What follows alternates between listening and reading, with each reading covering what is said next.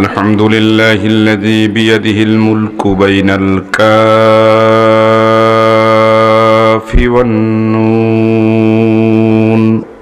আমার প্রাণ প্রিয় সুধী ভাইয়েরা, হালাল রুজির অন্বেষণে নিয়োজিত দিনমজুর, শ্রমিক, কৃষক, ব্যবসায়ী সহ সর্বস্তরের পেশাজীবী বন্ধুগণ, দেশি প্রবাসী ভাইয়েরা, পিতৃতুল্য মুরব্বিয়ানে কেরাম, প্রাণ প্রিয় কলিজার টুকরা যুবক ভাইয়েরা, সর্বোপরি কোরআনুল কারীমের সুধা পান করতে আসা এই মুহূর্তে আমার সামনে বসা কোরআন পাগল, ইসলাম পাগল, ধর্ম পাগল, নবী প্রেমিক সমবেত সর্বস্তরের প্রাণ প্রিয় তাওহীদি মুসলিম জনতা, পর্দার অন্তরালে অবস্থানরতা আবিদা, সালিহা, কানিতা, সর্বে গুণে গুণান্বিতা, মুহতারামা, মুকাররমা, সম্মানিতা মা ও বোনেরা, সর্ববিধ প্রশংসা সেই মহান আল্লাহ পাকের দরবারে পেশ করছি, যে মহান মনিব এই মুহূর্তে দুনিয়ার জমিনের সবচেয়ে বড় দামি, হাতফালুল মুআত্তাগা ওয়াল মুতাহহার, বেহেশতের সুগন্ধিযুক্ত খুশবু ছড়ানো জান্নাতের একটি বাগিচায় আপনাকে আমাকে জান্নাতি মানুষ হিসাবে আসবার, বসবার, কথা শুনবার এবং শোনাবার তৌফিক দিয়েছেন। হাদিস শাস্ত্রের অনবদ্য কিতাব মুসনাদে আহমেদ, দ্বিতীয় খণ্ড, 622 পৃষ্ঠার 18 লাইন পরে আবু দারদা রাদিয়াল্লাহু তাআলা আনহু থেকে বর্ণিত হাদিস। মদিনাওয়ালা নবী বলেন, যেখানে কোরআনুল কারীমের দর্স হয়, যেখানে কোরআনুল কারীমের তাদরিস হয়, সোজা বাংলা কথায় যেখানে তাফসিরুল কোরআন মাহফিল তথা দ্বীনি আলোচনা হয়, ওই মাহফিলের প্যান্ডেলে যারা আদবের সাথে বসে যায়, বসার সাথে সাথেই কোরআনুল কারীম এর ইজ্জাহ আর বরকতে আল্লাহ পাক ওই বসনেওয়ালা ব্যক্তিদের অতীত জীবনের গুনাহগুলোকে মাফ করে দেন। আর একটু জবান খুলে বলুন আল্লাহু আকবার। হাদিসটি বুঝে থাকলে বলুন, মাফ করে দেবার দায়িত্ব কার? আর একটু জোরে বলেন আল্লাহ। যদি আপনার আমার গুনাহ মাফ করে, কারো কোনো অসুবিধা আছে? চায়ের দোকানে আড্ডা না দিয়ে আরামের বিছানাকে হারাম করে যারা এই কোরআনের মাহফিলে বসেছেন, তাদের গুনাহ মাফ হয়েছে, এটাকে বলা হয় ওই চেতনা। আরবিতে একটি প্রবাদ আছে, কামা তাদিনু তুদান, যেমন কর্ম তেমন ফল। কোরআনের মাহফিলে বসেছেন, গুনাহ মাফ হয়েছে, এটাকে বলা হয় কর্মের প্রতিফল। কিন্তু আল্লাহর নবী বলেন, আল্লাহ পাক হলেন উত্তম খালিক, আল্লাহ পাক হলেন উত্তম মালিক, আল্লাহ পাক হলেন নি'মা আজরুল আমিলিন, উত্তম প্রতিদানদাতা। যেহেতু আল্লাহ উত্তম খালিক, উত্তম মালিক, উত্তম প্রতিদানদাতা, সেহেতু আল্লাহ পাক বোনাস দিতে ভালোবাসেন। মদিনাওয়ালা নবী বলেন, এই মাহফিলে আখেরি মুনাজাত পর্যন্ত যারা আদবের সাথে বসে থাকবেন, আল্লাহ পাক তার আব্বা আম্মা, দাদা দাদি, নানা নানি, আত্মীয় স্বজন, আপনজন যারা কবরে চলে গেছে, বোনাস হিসাবে আল্লাহ পাক তাদের 40 দিনের কবরের আযাবকে মাফ করে দিবেন। আর একটু জবান খুলে বলেন আল্লাহু আকবার। মূলত বিষয়টি এত সহজসাধ্য নয়। কোরআনুল কারীমের তাফসীর করতে গেলে যে পরিমাণ ইলম থাকা দরকার, যে পরিমাণ হিলিম থাকা দরকার, যে পরিমাণ তাজরিবা, এক্সপেরিয়েন্স, যোগ্যতা, তাকওয়া এবং পরহেজগারিতা থাকা দরকার, বিশ্বাস করুন আমি গুনাহগার শাইখুল ইসলামের ভিতরে তার সিকি পরিমাণও নেই। তবে আমার ইয়াকিন আর বিশ্বাস হলো এই, আপনাদের মতন কোরআন প্রেমিক জনতা, বিশেষ করে এখানের সমবেত উলামায়ে হাজারাত যদি একটু প্রাণ খুলে দোয়া করে দেন, আর মহান মনিব আল্লাহ পাক এ গোলাম, অধম, অযোগ্য, পাপাচারকে যদি কবুল করেন, তবেই তেলাওয়াতকৃত সূরাটি কে আবর্তন করে নির্ভরযোগ্য মুফাসসিরিনে কেরামদের বক্তব্যের নিরিখে, তাফসীরের আলোকে আপনাদের সামনে কিছু কথা উপস্থাপন করবার নিরন্তর প্রয়াস আমি চালাবো। ইমাম গাজালি রহমতুল্লাহ আলাইহি লেখেন, জিকির করলে নগদ 3টা লাভ, বুঝে থাকলে বলুন, জিকির করলে কয়টা লাভ? নগদ না বাকি? 1 নম্বরে জিকির করলে কাল্ব সাফ হয়, সুবহানাল্লাহ বলেন। 2 নম্বরে গুনাহ মাফ হয়। 3 নম্বরে কোরআন বোঝা সহজ হয়ে যায়।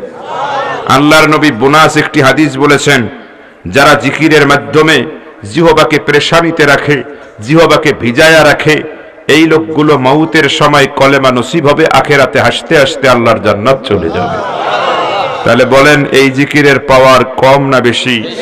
সম্মানিত হাজিরিন, আমি আপনাদের সামনে নিখুঁত নির্ভুল পরিমল জীবন বিধান, বিশ্বের সেরা বিস্ময়, মহাজাগতিক মহাবিশ্বর মানব জাতির একমাত্র এবং চূড়ান্ত কোন ইনস্টিটিউশন আল কোরআনুল কারীমের 114টি সূরার মধ্য থেকে 107 নম্বর সূরা সূরাতুল মাউন এর 7টা আয়াত তেলাওয়াত করেছি। সূরাটার নাম হলো সূরাতুল মাউন, কোরআনুল কারীমের 107 নম্বর সূরা। সূরাটিতে আয়াত আছে 60টি, রুকু আছে 1টি, সূরাটিতে শব্দ আছে 67টি, বর্ণ আছে 162টি। মাশহুর উলামায়ে কেরামের মতে এই সূরাটা নাজিল হয়েছে মক্কায়। চিৎকার মেরে বলুন সুবহানাল্লাহ। আজকে কোরআনের তাফসীরের নামে আমাদের সমাজটাকে ডিভাইডেশন করা হচ্ছে। আজকে কোরআনের তাফসীরের নামে, ওয়াজ মাহফিলের নামে আলেমে আলেমে বিদ্বেষ ছড়ানো হচ্ছে। আজকে কোরআনের তাফসীরের নামে আমাদের সমাজগুলোকে বেদাত এবং শিরিক এবং মাজারের ব্যাপারে আমাদের কথা হলো, মাজার ভালো জিনিস, খারাপ জিনিস না। মাজার জিয়ারত করা সুন্নাতুল মুতাওয়ারিসা, এটাকে নাজায়েজ বলা যাবে না, কিন্তু মাজারে যে সিজদা করা, মাজারে যে কিছু চাওয়া, এটা শুধু নাজায়েজ না, এটা যত কবিরা গুনাহ আছে সবচেয়ে বড় কবিরা গুনাহ শিরিকের মতো। কথা বলেন ঠিক না বেঠিক? আপনারা অনেকেই আমাদেরকে মনে করেন আমরা পীরদের বিরুদ্ধে বলি, মাজারের বিরুদ্ধে বলি। কে বলেছে? শাহজালাল ইয়ামানী রহমতুল্লাহ আলাইহির মাজারে আপনি যাবেন, জিয়ারত করবেন, কোনো আপত্তি নাই। আপত্তিটা হলো যখন তার কবরটা ছুঁয়ে আপনি একটু চুমা খেলেন, অতিভক্তি চোরের লক্ষণ। কথা বলেন না কেন মুসলমান? এগুলো ঈমান চোর। আমি সাধারণত এই কথাগুলো বলতে চাই না, তারপরেও তাফসীরুল কোরআন মাহফিলের নাম দিলে আপনাকে কোরআনটা সামনে নিয়ে কোরআন এবং সুন্নাহর আলোকে আলোচনা করতে হবে। আপনি হতে পারেন বড় একজন পীরের মুরিদ, আপনি হতে পারেন তাবলীগের বড় একজন আমির, আপনি হতে পারেন জামাত ইসলামের রোকন। আপনার দলীয় চেতনাকে কোরআনের চেতনার সাথে মিলাতে গেলেই আপনি মনে রাখবেন, আল্লাহ রাব্বুল আলামিন কিয়ামতের ময়দানে আপনার জিহ্বাটা জাহান্নামের কেসি দিয়ে কেটে দিবে। কথা বলেন না কেন?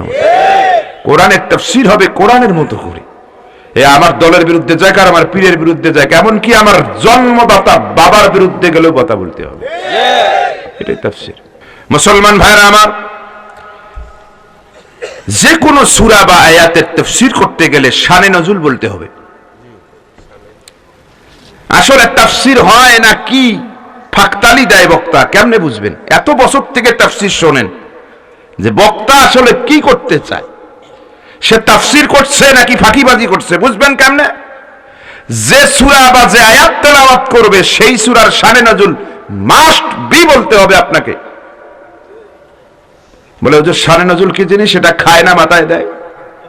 শানে নজুল হলো এই জিনিস, যেই সূরা বা যেই আয়াত যে ঘটনার কারণে নাজিল হয়েছে, সেই ঘটনাকে সেই সূরা বা সেই আয়াতের শানে নজুল বলা হয়। সুবহানাল্লাহ বলেন। আই রিপিট ইউ, শানে নজুল কারে বলে? যেই সূরা তেলাওয়াত করা হবে অথবা যেই আয়াত তেলাওয়াত করা হবে, সেই সূরা বা সেই আয়াত কোনো না কোনো ঘটনার কারণে নাজিল হয়েছে, কোনো না কোনো প্রেক্ষাপটের কারণে নাজিল হয়েছে, কোনো না কোনো বিষয়ের উদ্দেশ্য করে নাজিল হয়েছে। যেই ঘটনা, যেই প্রেক্ষাপট আর বিষয়ের উদ্দেশ্য করে যেই সূরা বা যেই আয়াত নাজিল হয়েছে, সেই ঘটনা, সেই উদ্দেশ্যকে সেই সূরা বা সেই আয়াতের শানে নজুল বলা হয়। এইটা ছাড়া কোরআনের তাফসীর যদি কেউ করতে যায়, এটা হবে কেমন? বাপসারা সওয়াল যেমন, বাপসারা সওয়াল যেমন, বাপসারা সওয়াল হয় বৈধ না অবৈধ? ওটাকে যেমন অবৈধ সন্তান বলা হয়, কোরআনের আয়াত তেলাওয়াত করে, শানে নজরুল নাই, আয়াত নাজিলের প্রেক্ষাপট বর্ণনা করা হয় না, সুরেলা কণ্ঠ দিয়া দাদা হুজুরের কিসসা বাবা হুজুরের কিসসা বইয়া মঞ্চ মাতানো যায়, শরীয়তের দৃষ্টিতে ওই আলোচনা তাফসীরের নামে বেশরীয়তি আলোচনা, ওটাকে জারজ আলোচনা বলা হবে। আজকে এলেমের ধন্যতা গোটা বাংলাদেশকে ঘিরে ধরেছে। মানুষ সুরের পাগল, সুরের পাগল হইয়েন না, কোরআনের পাগল হন। আল্লাহ কবুল করুক, বলেন আমিন। আমি এই সূরাটা যখন স্টাডি করতে গেলাম, আমার ল্যাপটপ, এই ল্যাপটপে 70,000 ইসলামিক বই আছে। কত হাজার? 70,000। কম না, এর কম না, অনেক বেশি। এই 70,000 ইসলামিক বইয়ের ভিতরে প্রায় 72টা তাফসীর গ্রন্থ আছে। এই 72টা তাফসীর গ্রন্থ আমি স্টাডি করার দরকার নাই, শুধু খালি ক্লিক করে দিয়েছি যে এই সূরা মাউনের তাফসীর কে কিভাবে করেছে। আমি দেখতেছি প্রায় অভিন্ন বক্তব্য, প্রায় এক বক্তব্য সবাই দিয়েছে, কিন্তু একটা জায়গায় যে আমি আশ্চর্য হয়ে গেছি, বর্তমান দুনিয়ার শ্রেষ্ঠ মুফাসসির আল্লামা ইউসুফ করজাবী, আল্লাহু আকবার বলেন, মিশরের এক সময়ের গ্র্যান্ড মুফতি ছিলেন, যিনি ফাঁসির দণ্ড নিয়ে এখন কাতারে হিজরত করেছেন। ইউসুফ করজাবী আম্মা ইয়াতাসালুন থেকে আন-নাস সূরা নাস পর্যন্ত, এটাকে আমরা আমপারা বলি। কি বলি? লাস্টের পারাটাকে আপনারা কি বলেন? আমপারা নাকি? এই আমপারা 30 পারার কোরআনের তাফসীর লিখতে গেলেন, সূরা মাউনের তাফসীর লিখতে যে উনি লাল কালি দিয়ে একটা শিরোনাম লিখলেন, আল ইলানুদ দুররিয়া। এর বাংলা তর্জমা হলো জরুরি বিজ্ঞপ্তি। ভাই, কোন জায়গায় লাল কালি দিয়া যদি লেখা থাকে জরুরি বিজ্ঞপ্তি, তাহলে বিজ্ঞপ্তির বক্তব্যটা গুরুত্বপূর্ণ বুঝায় না গুরুত্বহীন বুঝায়? গুরুত্বপূর্ণ বুঝায়। আমার চোখ স্থির হয়ে গেল, ইনি আবার সূরা মাউনের তাফসীর লিখতে যে কি জরুরি এলান দিবেন। আস্তে করে কম্পিউটারের বাটনটা টিপে দিয়ে স্ক্রিন স্থির করে দিলাম, জুম করে নিলাম, অবাক হয়ে গেলাম। উনি সূরা মাউনের তাফসীর করতে যে ঘটনা প্রসঙ্গে হিস্ট্রিক্যাল ব্যাকগ্রাউন্ড মুকাদ্দামাতুল ইলমের ভিতরে লিখলেন, গবেষণা করে দেখা গিয়েছে আদম থেকে আজ পর্যন্ত যত নবীরা, যত মানুষেরা ইসলামের দাওয়াত দিয়েছে, অতীতে বর্তমানে এবং কিয়ামত পর্যন্ত সমস্ত ইসলামপন্থী হকপন্থী দলকে অতীতে বাধা দিয়েছে 3 শক্তি, বর্তমান বাধা দিবে 3 শক্তি, কিয়ামত পর্যন্ত যারা হকের কথা বলবে, হকের দাওয়াত দিবে, তাদেরকেও বাধা দিবে 3 শক্তি। বুঝে থাকলে বলুন, ইসলামকে অতীতে বাধা দিয়েছে কয় শক্তি? বর্তমানেও বাধা দেয় কয় শক্তি? আগামীতেও বাধা দিবে কয় শক্তি? শুধু এই কথা লেখে উনি শেষ করেন নাই, উনি বলেছেন আপনি আসলে ইসলামের হক দাওয়াত দেন নাকি দালালি করেন, সেটা বুঝবেন কেমনে? আপনি কোরআনের কথা বলবেন, এই 3 শ্রেণীর যে কোনো একটা শক্তি থেকে বাধা পাবেন। যদি বাধা পান তাহলে বুঝবেন যে আপনি হক দাওয়াত দিচ্ছেন। এই 3 শক্তির কোন এক শক্তিও যদি আপনাকে বাধা না দেয়, বুঝবেন যে আল্লাহ যে দাওয়াত দেওয়ার জন্য নবীকে পাঠাইছেন, সমস্ত নবী, আপনি সেই দাওয়াত না দিয়া দিল্লি বা ইসরায়েল থেকে ধার করা অন্য কোন সুলসুলা দাওয়াত দিচ্ছেন, মুনাফিকের দাওয়াত দিচ্ছেন, এর সাথে ইসলামের কোনো সম্পর্ক না। কিছু কিছু লোক ইসলামের কথা বলতে যাইয়া মারি খায়, আর কিছু কিছু লোক ইসলামের কথা বললে যাইয়া বিরিয়ানি খায়। কথা বলেন না কেন মুসলমান? তাহলে বুঝে থাকলে বলুন, ইসলামের হক কথা বলতে গেলে কয় শক্তি বাধা দিবে? এই কথাটাকে প্রমাণ করতে যে উনি কোরআন, সুন্নাহ এবং এই আয়াতের শানে নজুলকে এক করেছেন। সুবহানাল্লাহ বলেন। মারফু সনদের হাদিস, সাহাবায়ে কেরামরা রাসূলকে জিজ্ঞেস করলেন, ইয়া রাসূলুল্লাহ, ইসলামকে যুগ যুগ ধরে বাধা দিয়েছে 3 শক্তি, এই 3 শক্তির প্রথম শক্তি কি? আমার নবী বললেন, আল কুওয়াতু দাওলাতিয়্যা। এর বাংলা তর্জমা হলো, ইসলামের হক কথা বলতে গেলে 3 শক্তির প্রথম যেই শক্তি আপনাকে বাধা দিবে, সে হলো রাষ্ট্রশক্তি। রাষ্ট্রশক্তি, রাষ্ট্রশক্তি, যদি রাষ্ট্রটা ইসলামী না হইয়া তাগুতি রাষ্ট্র হয়। ইসলামের হক কথা বলতে গেলে বাধা দিবে প্রথমে কোন শক্তি? এটা কি চাপার জোরের বক্তব্য না দলিল আছে? এটা কি আমার বক্তব্য না দুনিয়ার শ্রেষ্ঠ আলেম ইউসুফ কারজাবির বক্তব্য? রে মুসলমান, দিনের কান দিয়া শুনবেন। ইউসুফ কারজাবি দামাত বারাকাতুহুমুল আলিয়া, তার বিখ্যাত এই কিতাবের ভিতরে ইসলামকে বাধা দিয়েছে যুগ যুগ ধরে তিন শক্তি প্রমাণ করতে। যে প্রথম নম্বরের যেই শক্তি বাধা দেয় তা হলো রাষ্ট্র শক্তি। দলিল দিলেন আল্লাহর কোরআন থেকে, উনি তাফসীর পেশ করলেন। হযরতে ইব্রাহিম আলাইহিস সালাম যখন নবুয়ত পেলেন, ইব্রাহিম নবী ছিলেন একজন জলিলুল কদর পয়গম্বর। কোরআনুল কারীমের ভিতরে তার অসংখ্য ঘটনা বারবার আল্লাহ রিপিট করেছেন। রে মুসলমান, ইব্রাহিম আলাইহিস সালাতু ওয়াস সালাম যখন দাওয়াতে তাবলীগের কাজের দায়িত্ব পেলেন, নবুয়ত যখন পেলেন, ইব্রাহিম আলাইহিস সালাম তিনি তার দাওয়াতের কাজ শুরু করলেন নিজের বাবা আর মাকে দিয়া। কারণ তার বাবা এবং মা তারা নিজেরাই ছিলেন মূর্তি পূজারী, মৃত্যুর পূজা করত। শুধু তাই না, তাফসীরে খাজেনের ভিতরে পাওয়া যায় হযরতে ইব্রাহিম আলাইহিস সালামের আব্বা রাষ্ট্রের যতগুলো বড় মন্দির আছে সব মন্দিরের পূজাগুলো বানাইতেন ইব্রাহিমের বাবা আজর। কারণ আজরের মতো ভালো পূজা বানানোর মতো কড়া কৌশল আর কেউ জানতো না। জোরে জোরে কোন আল্লাহু আকবার।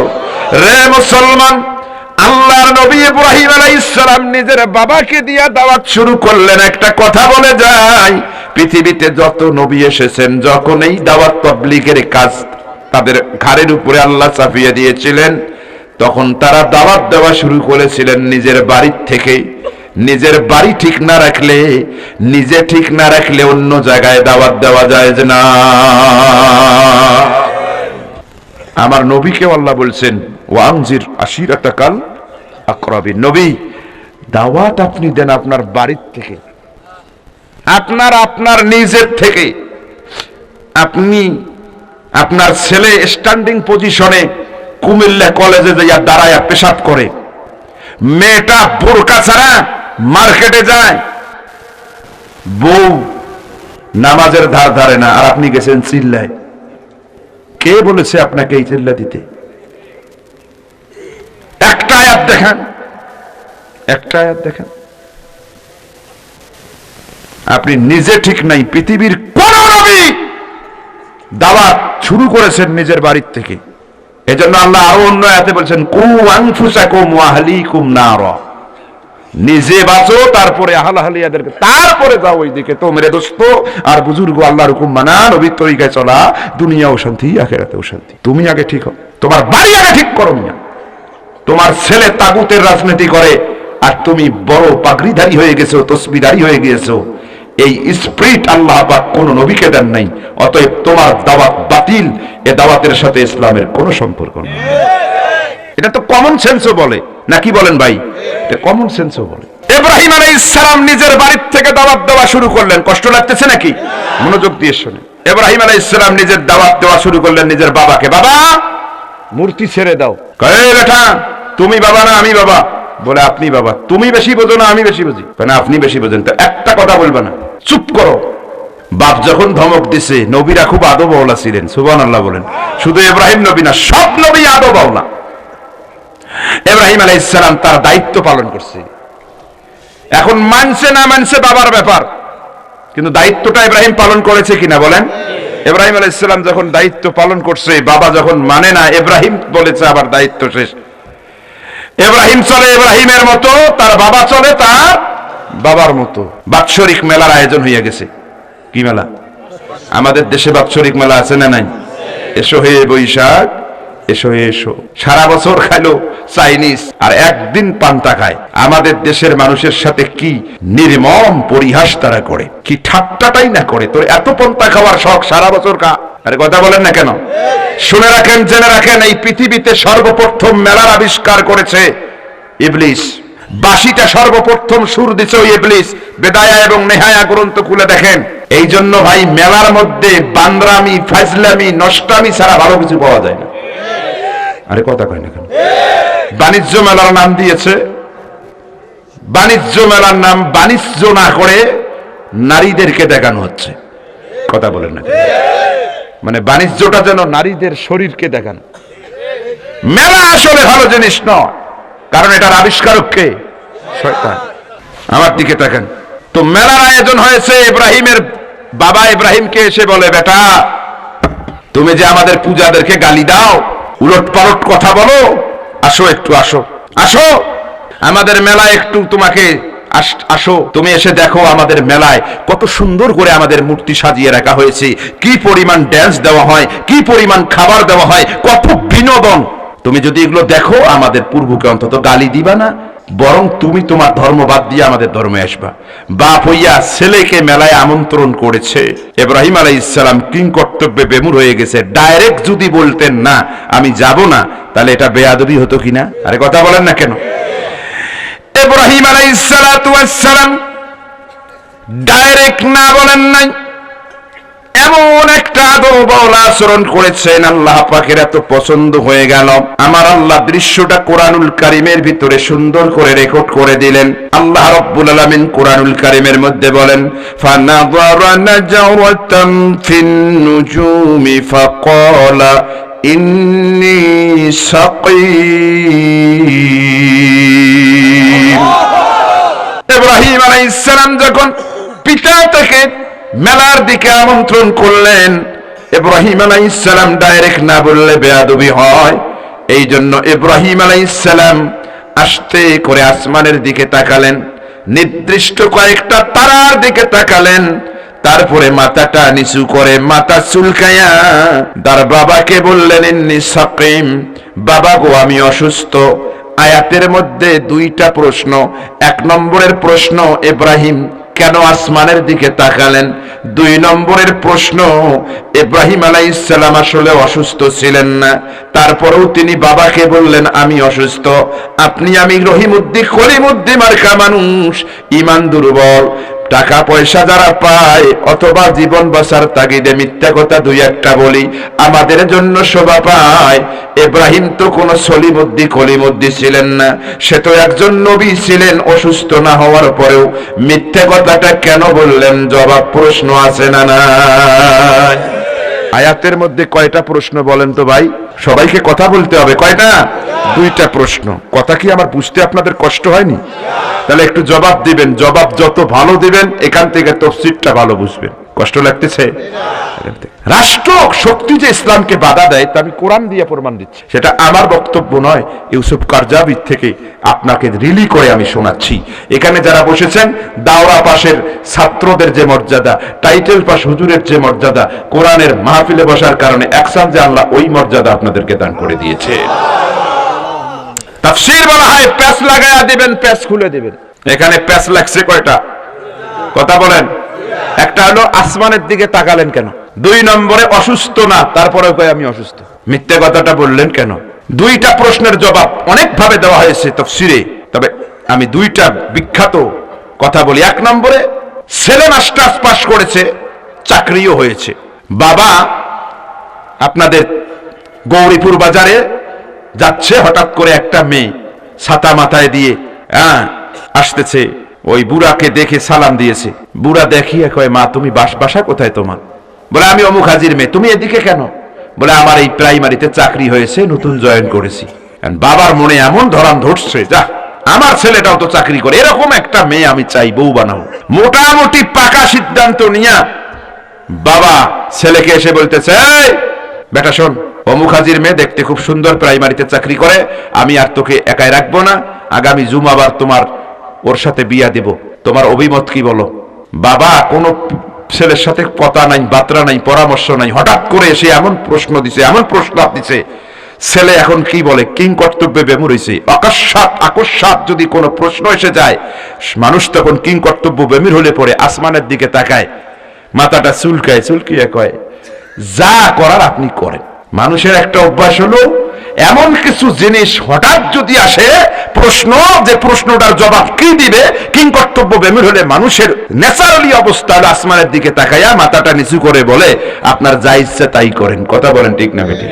হযরত ইব্রাহিমের বাবা নিজেই ছেলেকে মেলায় আহ্বান করেছে, বাপ হইয়া মেলায় আহ্বান করবে, উলঙ্গ নাচ দেখার আহ্বান করবে, ইব্রাহিম জীবনে কল্পনা করে নাই। বলছে যে চলো মেলায় চলো। এখন ইব্রাহিম কি বলবে?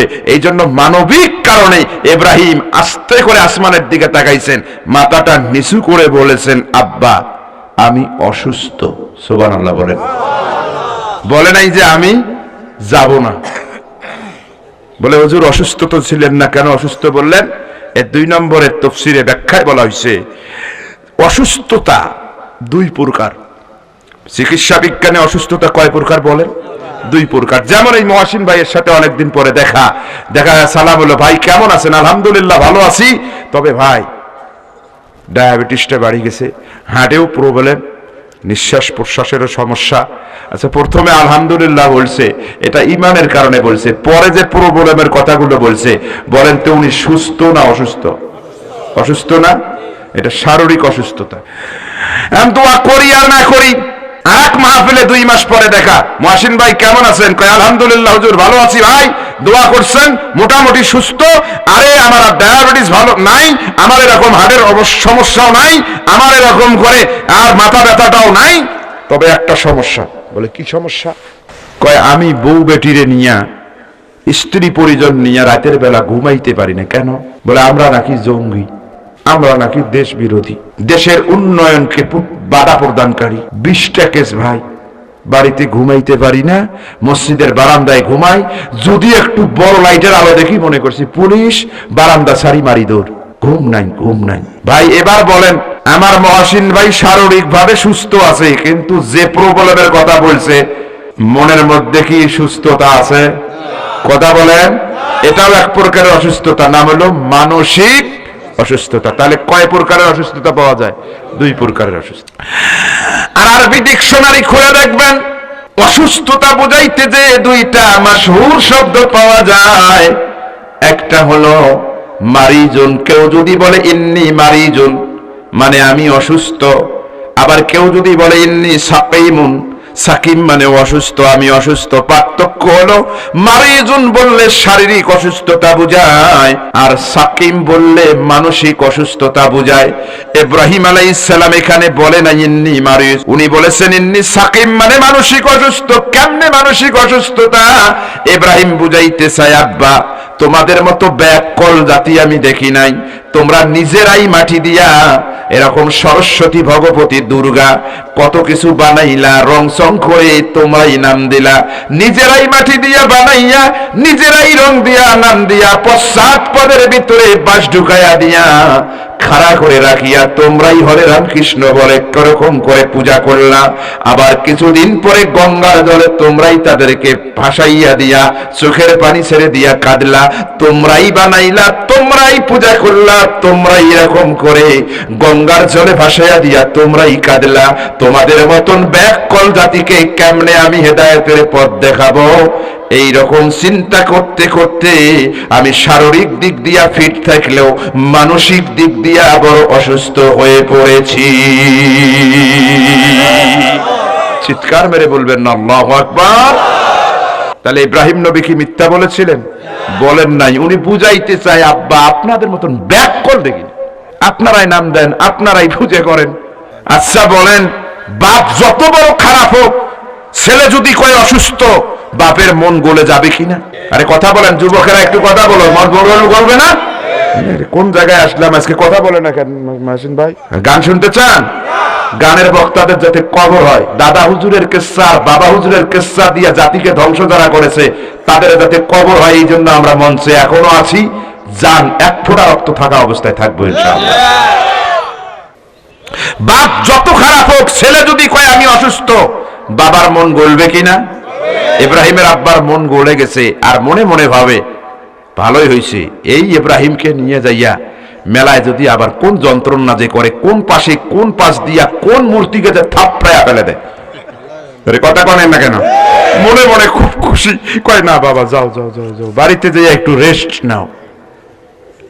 ইব্রাহিম আলাইহিস সালাম বিছানায় যাইয়া রেস্ট নিতেছে, আর সবাই চলে গেছে মেলায়। দৃশ্যটা আল্লাহ কোরআনে বলেন, ফাতাওয়াল্লাউ আনহু মুদবিরিন।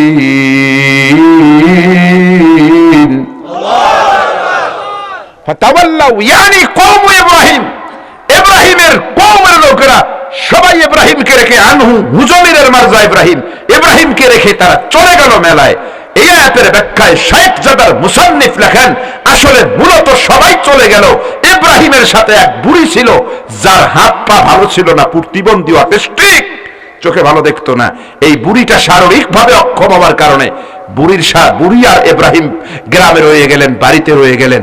সবাই যখন চলে গেল, ইব্রাহিম আলাইহিস সালামের অনেক দিনের সাধ মন্দিরে ঢুকতে পারে না কেন? সবাই চোখে চোখে রাখে, ইব্রাহিম তোরে আমাদের মূর্তি বিরোধী এই হুজুর যাতে আমাদের মন্দিরে ঢুকতে না পারে, চোখে চোখে রাখতো। আজকে বলেন কেউ চোখে চোখে রাখার আছে? বুড়ি তো ভালোই দেখে না চোখে। ইব্রাহিম খুব খুশি। আহা, ইব্রাহিম আলাইহিস সালাম কি ঘটনা ঘটালেন কোরআনুল কারীমের ভিতরে আল্লাহ দৃশ্যটা রেকর্ড করে দেন।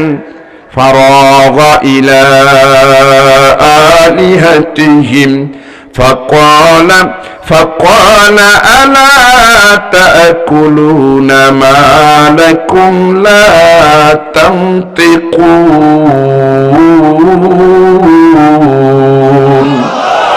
রে মুসলমান দিনের কান দিয়া শোনেন, ফারাগা, আলেম মানুষ আছে জাহাবানা, ফারাগা সন্তর্পণে পা টিপে টিপে নিজের পায়ের শব্দ নিজেই যাতে কানে শুনতে না পায়, ইব্রাহিম আলাইহিস সালাম আস্তে করে ঘর থেকে বের হলেন।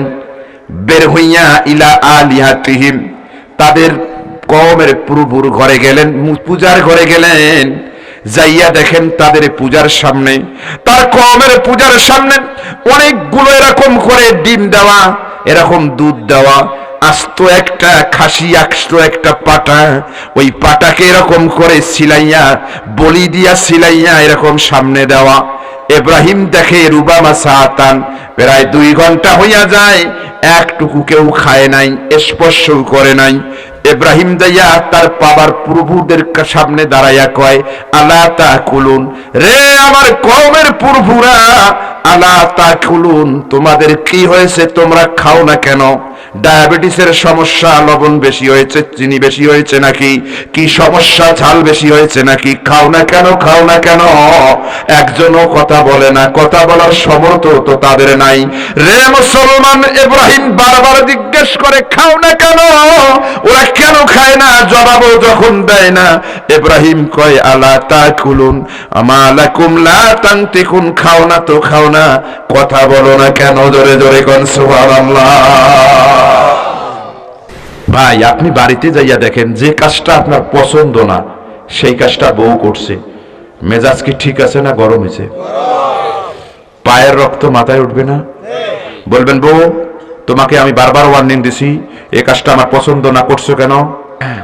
এই হাল্লা বাজন পেন্ডি নিয়া বউয়ের মাথার থেকে পা পর্যন্ত জরাবা ইয়াজরিবু জরবান, শাদিদানের গর্দান দিবেন। কিরে, অন্যায় করছো, আবার তুমি কেন করছো বলো না? পিটাবেন কি না বলেন? ইব্রাহিম কয়ে, খাও না কেন রে ভাই, কি সমস্যা কি? কেন খায় না ওরা কি কইতে পারে? মেজাজ এত খারাপ হইয়া গেছে। ইব্রাহিম লক্ষ্য করে দেখে মন্দিরের কোণার ভিতরে একটা কুড়াল দেখা যায়। কুড়াল বোঝেননি ভাই? চড়াইতে কি আরাম লাগে না? এই কুড়াল যখন দেখছে, ইব্রাহিম এই কুড়াল হাতে নিয়ে ইতিহাসের সেরা ঘটনা ঘটাইয়া দিছে। আল্লাহ পাক দৃশ্যটা কোরআনুল কারীমের মধ্যে রেকর্ড করেন। ইব্রাহিম আলাইহিস সালাতু ওয়াস সালাম কুড়ালটা হাতে নিয়ে কি ঘটনা ঘটালেন আল্লাহ কোরআনুল কারীমের মধ্যে বলেন, ফারাগা আলাইহিম দরবাম বিল ইয়ামিন।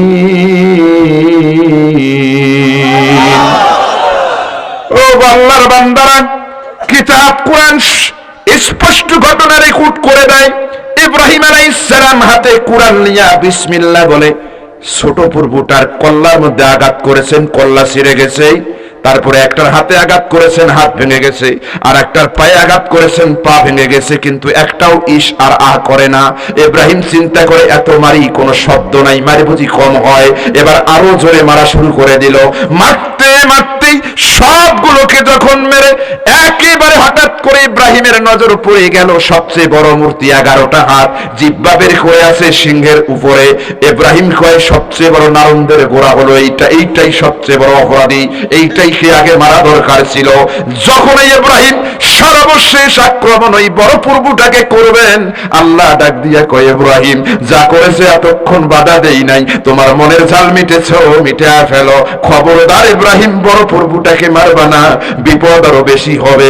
ইব্রাহিম রে আমি পরামর্শ দেই এই মুহূর্তে রাগ কন্ট্রোল করে তোমার হাতের কুড়ালটা ওই বড় পূর্বর ঘাড়ের মধ্যে দিয়া ভালো মানুষের সুরত ধরে বিছানায় যাইয়া রেস্ট নাও, বাকিটা আমি আল্লাহ পাক তোমাকে বাঁচার ব্যবস্থা করছি। জোরে জোরে কোন সুবহানাল্লাহ। এত সুন্দর ঘটনা কোরআনে আছে, কিন্তু আমাদের দেশের বক্তারা এগুলো খুঁজে পায় না। কথা বলেন না কেন মুসলমান? ওই দাদা হুজুর, বাবা হুজুর, আর মানুষ চোখের পানিও ফেলে। বলেন ইব্রাহিম একাই বাড়িতে আছে না আর একজন আছে? কে কে? বুড়ি। বুড়ি, ও বুড়ি অনেকক্ষণ থেকে দেখে কি রে ইব্রাহিম নাই কেন, মতি গতি তো ভালো না। হামাগুড়ি দিয়া মন্দিরের জানলা দিয়া দেখে একটা পূর্বেরও মাথা নাই। আল্লাহু আকবার। মেলায় চলে গেছে, কষ্ট করে মেলায় গেছে, যায় কয় ভাইরা আমার কিসের এত পূজা, কিসের এত তোমাদের পার্বণ, কিসের এত তোমাদের বিনোদন, কিসের তোমাদের বাৎসরিক মেলা? কেন কি হয়েছে? যাইয়া দেখো তোমাদের একটা পূর্বেরও মাথা নাই। যখন এই খারাপ খবর শুনছে, কি ঘটনা ঘটাইছে আল্লাহ কোরআনে কয় ফাআকবালু ইলাইহি ইয়াজিফুন, তারা রাম রাম রাম রাম জপতে জপতে ইব্রাহিমের কাছে চলে আসছে। এসে ইব্রাহিমকে ডাক দিয়া ইব্রাহিমের আব্বা কয় বাবা এ বেটা, এই অকামটা কে করছে বাবা? ডাইরেক্ট কয় নাই, দেখেন কি ঘটনাটা দেখেন, ডাইরেক্ট বলে নাই যে তুমি ঘটাইছো, কারণ ওরা তো দেখে নাই। কথা বলেন না কেন? যেহেতু চাক্ষুষ কেউ দেখে নাই, এই জন্য কাফের ইব্রাহিম আলাইহিস সালামকে ডাইরেক্ট বলে নাই যে তুমি করছো। কয় বাবা এটা কে করছে, কারণ ওদের বিশ্বাস ছিল ইব্রাহিম করে থাকলে সে জীবনে মিথ্যা কথা বলবে না, আর যখন সত্য কথা বলবে পিটাবো। তখন আরে কথা বলেন না কেন মুসলমান? কাফেরদের চরিত্র ছিল ডাইরেক্ট দেখে নাই, বিধায় কি করে নাই, তাকে অভিযুক্ত করে নাই। আর আমরা মুসলমানরা এত খারাপ, দেখা লাগবে না, খালি শুনছে। আরে কথা কন না কেন মুসলমান? জজ সাহেব জিজ্ঞেস করছে আপনি কি দেখছেন হুজুর ধর্ষণ করছে? কই না, এটা শুনছি। কথা কন না কেন? আবার কয় যে কি কি দেখছেন? কয় হ্যাঁ দেখছি। কত মাইল দূর থেকে দেখছেন? 3 কিলো থেকে দেখছি হুজুর ধর্ষণ করছে। কথা কন না কেন? এলে কি বানায়া কইতেছি? কি চরিত্র খারাপ, জাস্টিস ধ্বংস হয়ে গিয়েছে মিয়া। খালি আমার দলের বিরুদ্ধে লোক হলেই দেখা লাগবে না, বোম ওখানে ফুটছে, সে হেঁটে গেছে 1 সপ্তাহ আগে কিনা, এটাই যথেষ্ট, বোম ওই ফুটেছে। এ চরিত্র তো মুসলমানের হওয়া কথা না। মুসলমান ভাইরা রে আমার, ইব্রাহিম আলাইহিস সালাম কয় আব্বা আমাকে বলতেছেন কে ঘটাইছে? বলে হ্যাঁ তোমাকে বলছি। কে ওখানটা করছে? কয় আব্বা আমার অবস্থা দৃষ্টে মনে হয়, ঘটনার পর্যবেক্ষণ করে মনে হয় এই বড়টাকে যদি 7 দিনের রিমান্ডে নেওয়া যায় তাহলে আসল অপরাধী কে বের হইয়া যাবে। সুবহানাল্লাহ কম। ইব্রাহিম বলে নাই যে আমি করছি বা করিনি, একটা তাওরিয়া করেছেন, একটা পরিস্থিতির আলোকে একটা চমৎকার যুক্তি হেকমা অবলম্বন করে কয় আব্বা এটাকে আমার। কয় কেন কেন? কয় আমার মনে বলে এত ভালো ভালো খাবার আপনারা সামনে রেখে গেছেন, ওই বড় পূর্বে আদেশ করেছে আমার সামনে বেয়াদবি করবা না, ভালো করে খাও, আমার নাম নিয়ে খাও। হয়তো উল্টাপাল্টা করেছে, যার কারণে কারো হাত ভেঙে দিছে, কারো পা ভেঙে দিছে, কারো কাল্লা ছড়াইয়া দিছে। বেয়াদবি করার কারণে এখনো রাগ আছে, জিহ্বা বের করা, ওই যে ঘাড়ের মধ্যে কুড়াল দেখা যায়, মনে হয় এই পূর্বটাকে 7 দিনের রিমান্ডে নিলে আসল অপরাধী বের হবে। জোরে জোরে কোন সুবহানাল্লাহ। ইব্রাহিম যখন এই হিকমতি বক্তব্য দিয়েছে, সাথে সাথেই ইব্রাহিমের আব্বা ডাক দিয়া বলে রে বেটা ইব্রাহিম, তুমিও জানো আমিও জানি এই প্রভু কাউকে মারা তো দূরের কথা, এই প্রভুর নাকের মধ্যে যদি একটা মাছি ল্যাট্রিন থেকে পায়খানা পাখার মধ্যে বহন করে নিয়ে এসে ওর নাকের মধ্যে মুছিয়ে দেয়, এর 14 গোষ্ঠীরও শক্তি নাই ওই নাকের মাছিটাকে এরকম করে সরিয়ে দেওয়া। যে মাছি মাছি নাক থেকে সরাইতে পারে না, এরকম করে কারো উপকারও করতে পারে না, ক্ষতিও করতে পারে না। এই বক্তব্য যখন দিয়েছে, ইব্রাহিম আলাইহিস সালাম সাথে সাথে তাওহীদের একটা বক্তব্য দিলেন। বক্তব্যটা আল্লাহর এত পছন্দ হলো, আল্লাহ কোরআনুল কারীমের মধ্যে রেকর্ড করে দিলেন, ক্বালা আতা'বুদুনা মা তানহিতুনা ওয়াল্লাহু খালাকাকুম ওয়া মা তা'মালুন।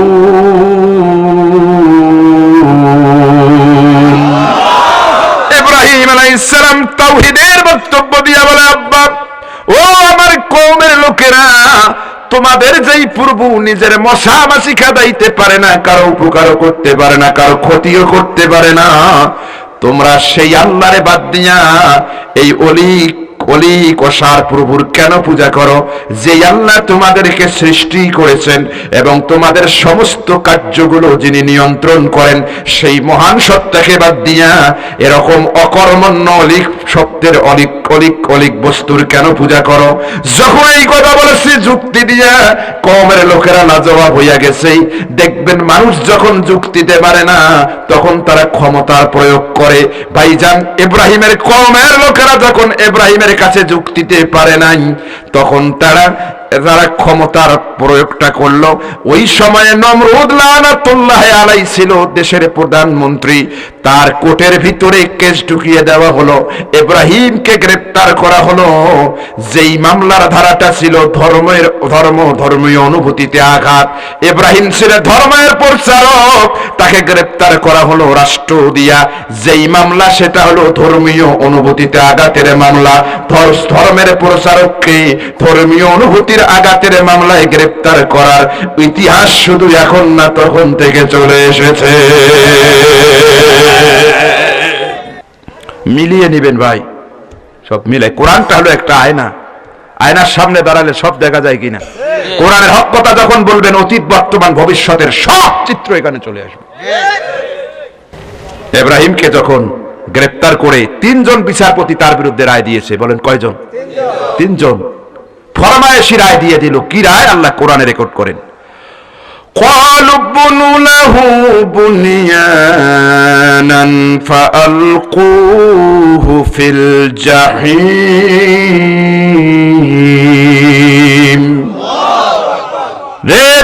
গৌরীপুরের ভাইরা, দিলের কান দিয়ে শোনেন। ক্বালু জমা মুজাক্কার গায়েবের সিগা।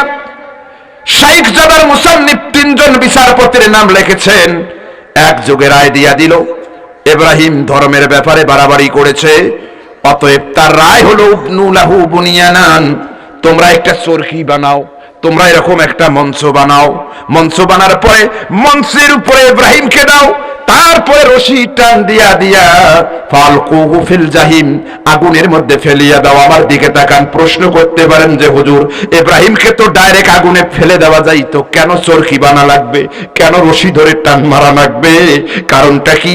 ওইটা সাধারণ আগুন ছিল না গো বাবা, ওটা মারাত্মক আগুন। 40 দিন পর্যন্ত 40,000 খড়কুটা দিয়া, কোন বর্ণনা এসেছে 70,000 খড়কুটা দিয়া 70 দিন পর্যন্ত আগুন জ্বালানো হয়েছিল। এত লেলিহান শিকার তাপদাহ ছিল, কোন মানুষ ওই আগুনের কাছে দেওয়া তো দূরের কথা, 40 কোষ দূর পর্যন্ত কোনো মশা মাছি উঠতে পারত না। এই জন্য বিচারক রায় দিয়েছে, অবজারভেশন দিয়েছে, বিশাল অগ্নিকুণ্ড জ্বালাও, ওই অগ্নিকুণ্ডের ভিতরে রশি দিয়া চরকির উপর থেকে তারে ফেলিয়ে দাও। ও মুসলমান কিতাবের মধ্যে পাওয়া যায়, রায় যখন কার্যকর করা হবে। তাফসীরে আমি অসংখ্যবার আমার ছাত্রদেরকে পড়াইছি। শাইখ জাদার মুসান্নিফ লেখেন, আবু হুরায়রা বর্ণনা করেন, 1.5 পৃষ্ঠার হাদিস, আমার নবী বলেন, এবার ইব্রাহিমকে যখন চরকির উপরে লাগানো হলো, লাগানোর পরে রশি লাগাইয়া যখন টান দিবে, 70 জন তাগড়া যুবক এসে জরাজ্যের ভিতরে বীর পালোয়ান এসে টান দেয়। মজার ব্যাপার হলো, ইব্রাহিমকে আগুনে ফেলা তো দূরের কথা, ইব্রাহিমের চরকিটা মাটির থেকে 1 চুল পরিমাণ তারা উঠাতে পারে না। নমরুদের কাছে খবর চলে গেছে যে রায় তো কার্যকর করা যাচ্ছে না। কেন? কয় চরকি ওঠে না। নমরুদ নিজে এসে টানে, কাজ হয় না। নমরুদ বিপদে পড়ে গেলেন, কিভাবে কি হবে। এমন সময় ইবলিস বুড়ার শ্বাস ধরছে, দরবেশের শ্বাস ধরছে, সাধু বাবার শ্বাস ধরছে, এসে কয়, নমরুদ কিয়ামত হওয়া সম্ভব, রায় কার্যকর সম্ভব না। কয় কেন দরবেশ বাবা? কয় আমি আমার দরবেশের চোখ দিয়ে যা দেখি তুমি তা দেখো না। কয় আপনি কি দেখেন? কয় আমি দেখি অন্যায় ভাবে ধর্মের প্রচারককে আগুনে ফেলাইতেছো। 70 জন তাগড়া যুবক রশি টানে, আর ইব্রাহিমের পূর্ব 70,000 রহমতের ফেরেশতা চরকির উপরে বসে দিয়েছে। তোমরা 70 জন ধরে টানো রায় কার্যকরের জন্য, আর ইব্রাহিমের পূর্ব 70,000 রহমতের ফেরেশতা চরকিতে বসিয়ে দিয়েছে রায় কার্যকর না হওয়ার জন্য। সেই আল্লাহ এখনো আছে না নাই? আর একটু চিৎকার মেরে বলেন আছে না নাই? খেলা তো অনেক দেখেন, অনেক খেলা আল্লাহ খেলতে পারেন। দিলের কান দিয়ে শোনেন। বলে নমরুদ, ও দরবেশ বাবা তাহলে কি হবে? বলে একটা পরামর্শ দেই। বলে কি? ওই রহমতের ফেরেশতাকে তাড়াইতে হবে। বলে কেমনে? বলে ওই যে মঞ্চ ইব্রাহিমের, বলে হ্যাঁ, ওই মঞ্চের পাশে আরেকটা মঞ্চ তুমি জারি করো। বলে কিসের মঞ্চ? বলে চেতনার মঞ্চ।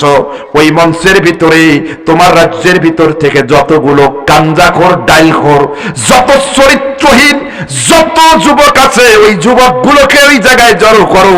আর তোমার দেশের যত বেশ্যা নারী আছে, যারা ওড়না বুকের মধ্যে না দিয়া উল্টে পাশে দিয়া এরকম করে ফাঁসি ফাঁসি বলে জ্বালবে, নাচবে, পুরুষের সাথে গর্দন মুর্দন করবে, এই ধরনের চরিত্রহীন গুলো ওই মঞ্চের ভিতরে জারি করে দিয়া ওদেরকে নাচ দিতে বলো, ড্যান্স দিতে বলো। এক পর্যায়ে তারা এরকম করে পায়জামা খুলবে, জামা খুলবে, খোলার পরে উলঙ্গ হইয়া যখন ড্যান্স দেওয়া শুরু করবে, জেনা করবে, রহমতের ফেরেশতারা থাকতে পারবে না। তখন তোমরা আস্তে করে 2-3 জন টান দিলে ফাঁসির এরকম করে মঞ্চ উঠে যাবে। ইব্রাহিমকে রায় দেওয়া কখন কষ্টকর হবে না, সহজ হয়ে যাবে। রে মুসলমান, আল্লাহর নবী হাদিসে পাকের মধ্যে ঘটনা বলেন, শাইখ জাদা খুলে দেখেন। একটা কথা বানানো যদি বলি, আল্লাহর কোরআন সাক্ষী আছে, কিয়ামতের ময়দানে জাহান্নামের কাছি দিয়ে আল্লাহ আমার জিহবা কেটে দিবে। মুসলমান ভাইরারে আমার দিলের কান দিয়া শোনেন। তাই করা হলো, জিনা যখন তারা শুরু করে দিল, রহমতের ফেরেশতারা ভেগে গেল। এবার রশি ধরে যখন টান দেয়, ইব্রাহিমের আব্বা আর আম্মা টান দেয়। ইব্রাহিম লক্ষ্য করে দেখে রশি ধরে আস্তে যখন টান দিছে, আস্তে করে চরকি ওঠে। ইব্রাহিমের চোখের পানি ভরে গেল। ডাক দিয়া কয়, আল্লাহ, দুনিয়ায় যত সন্তান অন্যায় করুক না কেন, পিতা আর মাতা সব সময় তার পক্ষ অবলম্বন করে। তোমার কথা বলার জন্য আমার জন্মদাতা পিতা আর মাতা রশি ধরে টানে। দুনিয়ায় তো আমার আর কেউ থাকলো না। নি'মাল মাওলা ওয়া নি'মান নাসির। আল্লাহ, তুমি আমার একমাত্র আশ্রয়দাতা, একমাত্র মাওলা, অভিভাবক, সাহায্যকারী। যখন আমার নবী এই কথা বলেছে, আল্লাহ পাক আগুনের ভিতর আরেকটা অর্ডিন্যান্স জারি করে দিয়েছেন। জোরে জোরে কোন সুবহানাল্লাহ। আগুনে যখন ফেলে দিবে, আল্লাহ আগুনকে ডাক দিয়া কয়, ইয়া নার, আল্লাহু আকবার বলো, কুনি, তুমি হয়ে যাও বারদা ওয়া সালামা, নরম আর গরম, অর্থাৎ এয়ার কন্ডিশন তুমি হয়ে যাও আমার ইব্রাহিমের উপরে। গরম এত হইও না যাতে ইব্রাহিমের কষ্ট হয়, ঠান্ডা এত হইও না যাতে ইব্রাহিমের খাসি লেগে যায়। তুমি এয়ার কন্ডিশন হও, শরীর যতটুকু তাপ সয় ওই রকম আরামদায়ক শান্তিদাতা তুমি হয়ে যাও। ইব্রাহিম যখন আগুনে পড়েছে, যত জায়গায় পা দেয় সব ফুলের বাগান হয়ে গেছে। আর একটু জোরে বলেন না আল্লাহু আকবার। এটার দ্বারা কি বুঝালো? হাদিস দিয়া বুঝানো হলো, যখন ধর্ম প্রচারকের বিরুদ্ধে রায় কার্যকর হয় না, তখন আর একটা জেনাখোরদের চেতনা মঞ্চ তৈরি করা হয়েছে। অনেক অনেক বছর পরে সেই মঞ্চ আমরা মঞ্চস্থ হতে দেখেছি। রে মুসলমান, 50টা বছর কোরআনের তাফসীর যিনি করলেন, বুঝে নিয়েন মুসলমান কি পরিমাণ মিল। আল্লাহ পাক আজকে তাকে ফুলের মালি বানায়া দিয়েছেন। আল্লাহু আকবার বলবেন না? আগুনে যখন ফেলেছে, ওরা তো উল্লাস করছে। শাইখ জাদার মুসান্নিফ লেখেন, আল্লাহ পাক জিবরাইলকে ডাক দিয়া কয়, জিবরাইল যাও আগুনের কুণ্ডলি পিটা একটু ঘুরাও, দেখে আসো কি ঘটনা। জিবরাইল এসে দেখে একটা ব্যাঙ, বড় ব্যাঙ, হোলা ব্যাঙ। আপনারা কি বলেন? বড় যে ব্যাঙটা, বাউয়া ব্যাঙ, বাউয়া ব্যাঙ, বাউয়া ব্যাঙ। এ করছে কি? পা দুইটা ফাঁক করে দিয়া, সামনের পা ফাঁক করে দিয়া ওর অস্ত্রটা বের করে নমরুদের অগ্নিকুণ্ডের দিকে চিরিত চিরিত চিরিত করে পেশাব করতেছে। সুবহানাল্লাহ বলবেন না? এই দৃশ্য দেখে জিবরাইল হাসি ফেলছে। ব্যাং দেখে যে জিবরাইল হাসে, ব্যাঙের মেজাজ খারাপ হইয়া গেছে। ব্যাং ডাক দিয়া কয়, লেমা জহিকতা ইয়া জিবরাইল। এই জিবরাইল হাসো কেন? হাসো কেন? জিবরাইল কয়, ব্যাং রে সাথে কি আর হাসি? বলে কেন? বলে হাসার কারণ হলো ওই যে তুমি যে পেশাব করতেছো, আমি জানি পেশাব কেন করো, নমরুদের আগুন নেভাবার জন্য। তোমার এই ব্যাগ কলি কাজটা দেখে আমি হাসি। তোমার পেশাব দিয়া তো নমরুদের আগুন নিববে না, বরং বাড়বে। এই ব্যাককলি কাজটার কারণে আমি আসি। এবার জং জং ব্যাঙের চোখের পানি পড়ে গেল। ব্যাং ডাক দিয়া বলে, জিবরাইল আল্লাহর ফেরেশতা শোনো, আমিও জানি আমার এই সামান্য পেশাব দিয়া নমরুদের বিশাল অগ্নিকুণ্ড আমি এরকম করে মিশাই নিবাইয়া দিতে পারবো না। তবে আমার ইয়াকিন আর বিশ্বাস হলো আল্লাহর একদিন আদালত কায়েম হয়ে যাবে। আল্লাহর আদালত যেদিন কায়েম হবে, আল্লাহ যদি আমারে জিজ্ঞেস করেন, রে ব্যাং তোমার রাজ্যে তোমার এলাকায় ধর্মের কথা বলবার কারণে ধর্মের প্রচারক ইব্রাহিমকে অন্যায়ভাবে রাষ্ট্রীয় এরকম করে ফরমাইশি আর রায় দিয়া আগুনে যখন ফেলানো হয়েছিল, তখন তুমি ইব্রাহিমের পক্ষে ছিলে নাকি নমরুদের পক্ষে ছিলে?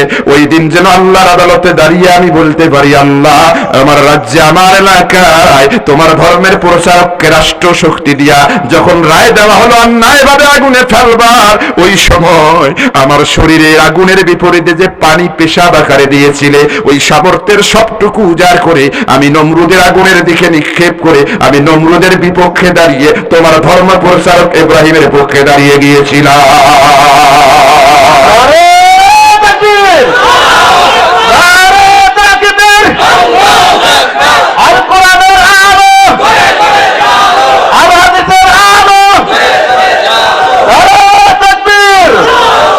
মুসলমান ভাইরা আমার, ব্যাঙের এই জবাব শোনার সাথে সাথে আল্লাহর আরশে আজিম থরথর করে কেঁপে উঠেছে।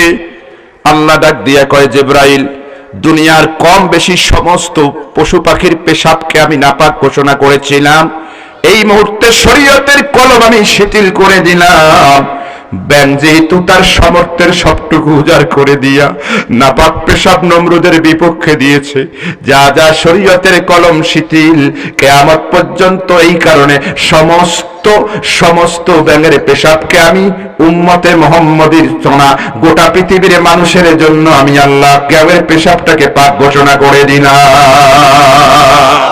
সমস্ত ফতোয়ার কিতাবে ব্যাঙের পেশাব যদি আপনার কাপড়ে ভরে, উজু করা লাগবে না, কাপড় পাল্টাও লাগবে না।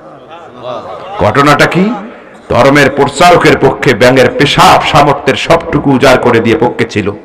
আজও যদি ধর্মের প্রচারক সহ যত কোটি কোটি বিশ্বের মুসলমানেরা নির্যাতিত, আমরা সামর্থ্যের সবটুকু উজাড় করে দিয়ে যে তাদের পক্ষে থাকতে পারি, ব্যাঙ যদি তার নাপাক পেশাবকে পাক বানাইতে পারেন, আপনার আমার দুনিয়ায় কোনো আমল কবুল না হলেও কিয়ামতের ময়দানে আল্লাহ বিনা হিসাবে এই কারণে জান্নাত দিয়ে দিবে। অতএব ধর্মের প্রচারকের পক্ষে, ধর্মওয়ালাদের পক্ষে সমস্ত কিছু উজাড় করে দিয়ে কারা কারা পাশে থাকতে রাজি আছেন? একটু হাত তুলে আল্লাহরে দেখান। লিল্লাহি তাকবীর।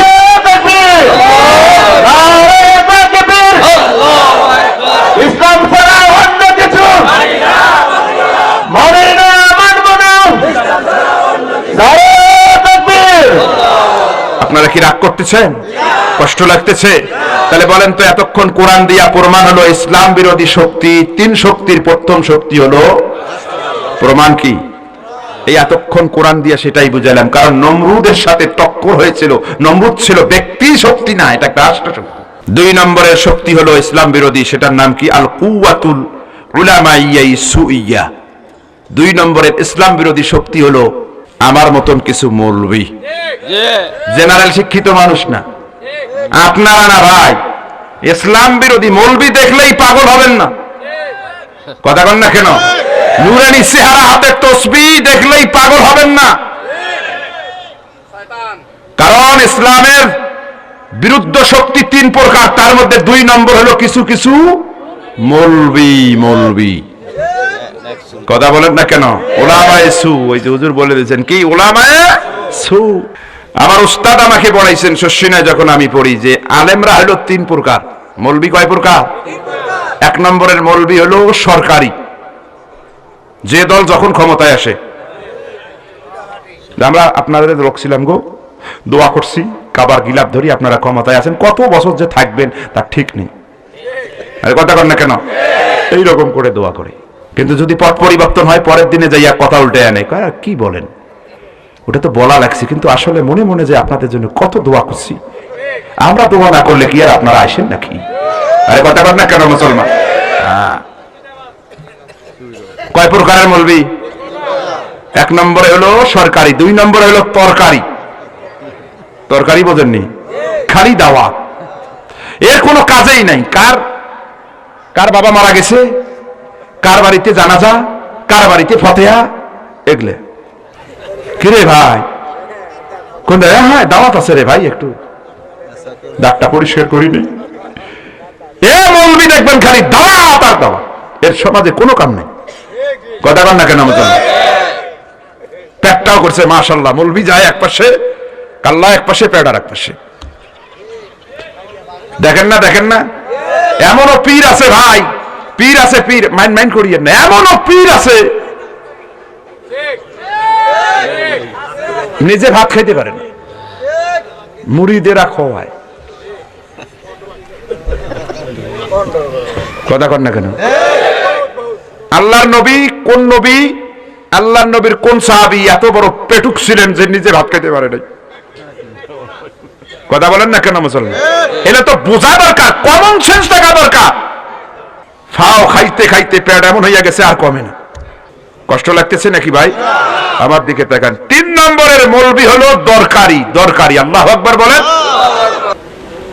3 নম্বরের মৌলবি হলো দরকারি। এরা দরকারি কেমন? এরা কারো কাছে মাথা নত করে না। বলে জেল দিবেন দেন, ফাঁসি দিবেন দেন, কিন্তু আল্লাহ পাকের কোরআনের হক কথা বন্ধ হবে না। কথা বলেন ঠিক না? এই মৌলবীর বড় অভাব। ইসলাম বিরোধী শক্তি যে ঘরের ভিতরে, শস্যের ভিতরে ভূত। আরে কথা বলেন না কেন? যেই শস্য দিয়া ভূত তাড়াবেন, সেই শস্যের ভিতরে ভূত ঢুকেছে। ইসলাম ধর্ম যাদেরকে দিয়ে প্রচার করবেন, সেই শস্যের ভিতরে এখন ভণ্ড আলেমরা ঢুকেছে। কথা বলেন ঠিক না? মিনিমাইজ হয়ে যায়, রাতে রাতে কি হয়ে যায়? মিনিমাইজ হয়ে যায়। বিরিয়ানির টুপলা, তারপরে উপরে মুসাফা, নিচ দিয়ে মুসাফা, কথা শেষ, আর কথাই কয় না। যেই আলেমদেরকে আমরা কতদিন আগেও দেখলাম মঞ্চ গরম করার বক্তব্য, এই প্রয়োজনে শাহাদাত হব, সেই আলেমরা পরে কয় না, ফিতনা সৃষ্টি করা যাবে না, ইসলামে ফিতনার কোন স্থান নয়। কথা বলেন না কেন মুসলমান? বলে হুজুর আলেমরা যে ইসলাম বিদ্বেষী, প্রমাণ কি? দলিল দেখেন আমার দিকে দেখেন। বুখারীতে ফেরাউন মুসার সাথে টক্কর লেগে গেল। একদিনে এমন হইয়া গেল 60,000 জাদুকর একদিনে মুসলমান হইয়া গেছে মুসার হাতে হাত রেখে। সুবহানাল্লাহ বলেন ভাই, একদিনে কত হাজার? 60,000। ফেরাউন কয় শেষ, আর বুঝি বাঁচা গেল না। জরুরি অধিবেশন ডাকলেন, ডেকে ডাক দিয়া কয় ইন্নী আখাফু আন ইউবাদদিলা দীনাকুম। সংসদের ভাষণে, কোরআনে আছে না নাই ভাই ঘটনা? যে আমি ভয় করছি এই মুসা যদি ক্ষমতায় আসে তাহলে তোমাদের কৃষ্টি কালচার সব বন্ধ করে দিবে। কথা কর না কেন? এখন এই বক্তব্য আছে না নাই? এই মৌলবীরা যদি ক্ষমতায় এসে, এই যুবক, তাহলে সিনেমা বন্ধ করবে, এই তোমাদের ড্যান্সের আসর বন্ধ করবে, এই ফাইটটা যায় এগুলো কাইতে পারবে না। যুবকের আগে কথা তো ঠিক, এটা ছাড়া কেমনে? অতএব মৌলবীরা যাতে ক্ষমতায় আসতে না পারে। আরে মিয়া, ইসলাম ক্ষমতায় আসলে সিনেমা হল বন্ধ করবে কে বলেছে? সিনেমা থাকবে, তবে যেই সিনেমা দেখে বাবার বয়সী মানুষটা নিজের মেয়ের বয়সী মেয়েকে ধর্ষণ করে, এই ধরনের সিনেমা মৌলবীরা বানাবে না। সিনেমা দেখে মানুষ নামাজি হয়। মিডিয়ার শক্তি আছে না নাই? আরো একটু জোরে কোন আছে না নাই? মিডিয়ার শক্তি কি আপনারা টের পান নাই? আপনাদের এই কুমিল্লার গর্ব ডক্টর মিজানুর রহমান আজহারী। কথা বলেন ঠিক না বেঠিক? বাংলাদেশে এমন কোন মাঠ পাওয়া গেল না যেই মাঠে তার জায়গা দেওয়ার মতো জায়গা আছে। কথা বলেন ঠিক না? এটা মিডিয়াকে ইসলাম অস্বীকার করে না, বরং মিডিয়ার ব্যাপারে ইসলাম সুন্দর করে কথা বলেছেন। সুবহানাল্লাহ বলুন। আমার দিকে তাকান। তোমরা আমাকে ফতোয়া দাও, মুসার ব্যাপারে রায় দাও। একজন পেট মোটা মন্ত্রী দাঁড়িয়ে গেছেন, শায়েক যেটাই আছে, সাপ আমার প্রস্তাব, মুসাকে হত্যা করে ফেলেন, এই জঞ্জাল শেষ হলে আমরা পাবো। ফেরাউন কয়, এই মিয়া, মুসা একটা ভালো লোক, নিরীহ লোক, অন্যায় ভাবে মারবো আর অনুসারীরা আঙ্গুল চুষবে না? সুবহানাল্লাহ কন্যা। কয় দেশে অশান্তি সৃষ্টি করবে, ক্ষমতায় থাকা যাবে না, অতএব এটা গ্রহণযোগ্য কথা নয়, এটা এক্সপান্ড যোগ্য। আর একজন টাকাওয়ালা দাঁড়াইছে, মারা যাবে না, কি করা লাগবে? কয় এর দলটাকে তালিকা করে, যারা এর দক্ষের লোক, এদেরকে তালিকা করে দেশদ্রোহী, স্বাধীনতা বিরোধী, প্রতিক্রিয়াশীল, মৌলবাদ বলে এদেশ থেকে নিষিদ্ধ করে আউট করে দেন। এরা যদি না থাকে আমরাই আর কি। ফেরাউন কয়, টাকাওয়ালা বস, তোর বক্তব্য গ্রহণযোগ্য না। বলে কেন? কয় এদের মতন ভালো মানুষ, এদেরকে যদি আমি দেশ থেকে তাড়াইয়া দেই, ওরা যে দেশে যাবে, এদের যা চরিত্র, এদের যা সুন্দর সুন্দর বক্তব্য, যে দেশে যাবে ওই দেশের লোক সব এদের মুরিদ হইয়া যাবে। আরে কথা কর না কেন? ও দেশ দখল করে ফেলবে, করার পরে আমরা যে বের করে দিছি, ওখান থেকে আসবে, এসে আমাদের দেশে ঢুকবে, তোমার আমার এদেশ দখল করবে, তোমার আমার মতন ভণ্ড নেতাদেরকে ধরবে, মারবে, মারার পরেও মনের ঝাল মিটবে না, চামড়া খসাইয়া চামড়া দিয়া ডুগডুগি বাজাবে। কয়াতে বের করে দেওয়া যাবে না। আর একজন ওটা কয়, স্যার আমরা হলাম বোতল মন্ত্রী, আমাদের কথা না, আপনি যা করার আপনি করেন। আরে কথা কর না কেন? কোরআনে সূরা বনী ইসরাইল খুলে দেখেন ভাই। এর আমার সময় নাই বিধায় আমি শুধু ঘটনাটা একটু বলতেছি। আপনার যা করার আপনি করেন, কারণ আপনি যা বলবেন তাই। হ্যাঁ, এবার লাইনে এসছো। ফেরাউন কয়, মুসাকে মারা যাবে না, বের করেও দেওয়া যাবে না। বলে তাহলে কি করতে হবে?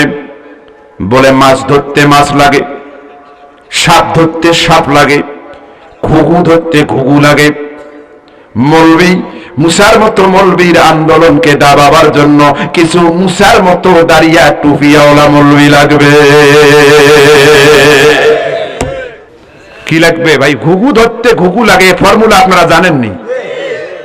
এটা আমার একটা জীবনের ঘটনা, সাধারণত বলতে চাই না, বলবো একটু। আমি খুব পড়ুয়া, এখনো বই না পড়লে আমার ঘুম ধরে না। তো আম্মা আমার কাছ থেকে বই নিতে পারতো না কখনো। তো আমার ছোট চাচা, আব্বারা 7 ভাই, সব ছোট চাচা, তার বয়সের সাথে আমার বয়সের ডিফারেন্স মাত্র 6 বছর। কয় বছর? মানে পিটাপিটি করে মানুষ হয়েছে, যদিও চাচা ভাতিজা, কিন্তু বন্ধুর মতো সম্পর্ক। আমি যদি বেশি পড়াই, এত পড়াশোনা, বই নিয়ে যায়, কয় আমার সাথে আয়। আমি বলি, চাচা আমি কই যাবো? কয় আয় বেটা। আমাকে নিয়ে গেছে জঙ্গলের মধ্যে, নিয়ে যাইয়া, চাচা এমন দুষ্টা, গাছের উপরে উঠে ঘুঘুর বাচ্চা আছে না, ঘুঘুর বাচ্চা নিয়ে আসছে। আমি কে, চাচা আমি এই কাজটা খাইতে, বেশি কথা বলবে না কিন্তু। চাচা বড় হয়, আমি তো কিছু করতে পারি না। আমার মনে আছে ক্লাস 8-এর ঘটনা। এনে ওই বাচ্চাটাকে খাবার দেয়, দিতে দিতে এমন শিকারী হলো, আর বাচ্চা যায় না, আমাদের বাড়িতে থাকে। তখন আমার চাচা মিয়া সুন্দর এসে বড় 3 তলা বিশিষ্ট টিনের ঘর বানাইয়া দিছে, নিচ থেকে একটা লাঠির মতন করে দিয়া এরকম দাঁড় করে রাখা যায়। আবার জানলা বানাইছে, জানলার সাথে আবার এরকম করে দরজার সাথে সুতা লাগাইয়া দিছে, দিয়ে ওই ঘুঘুটাকে ভিতরে নিয়ে ওই জঙ্গলে আবার গেছে, যাই ওই জায়গায় ঘুঘু রেখে দিছে। এই আমাদের শিকারী ঘুঘুটা আস্তে করে বের হইছে, বের হইয়া জানলা দিয়ে ঘু ঘু ঘু কয়। তাহলে আমি বুঝলাম যেটা, মানে ও বুঝাইতে চায় যে ভাই কেউ যদি থাকেন, আমার জাতি ভাই একটু আসেন, আমি বিদেশি মুসাফির, আমার সাথে একটু মোলাকাত করেন, অনেক সওয়াব হবে।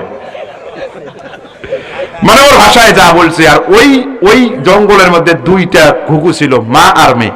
ওরা কয়, কি গো মা, এটা কি ব্যাপার, এটা কে আসছে, চলো তো যাই।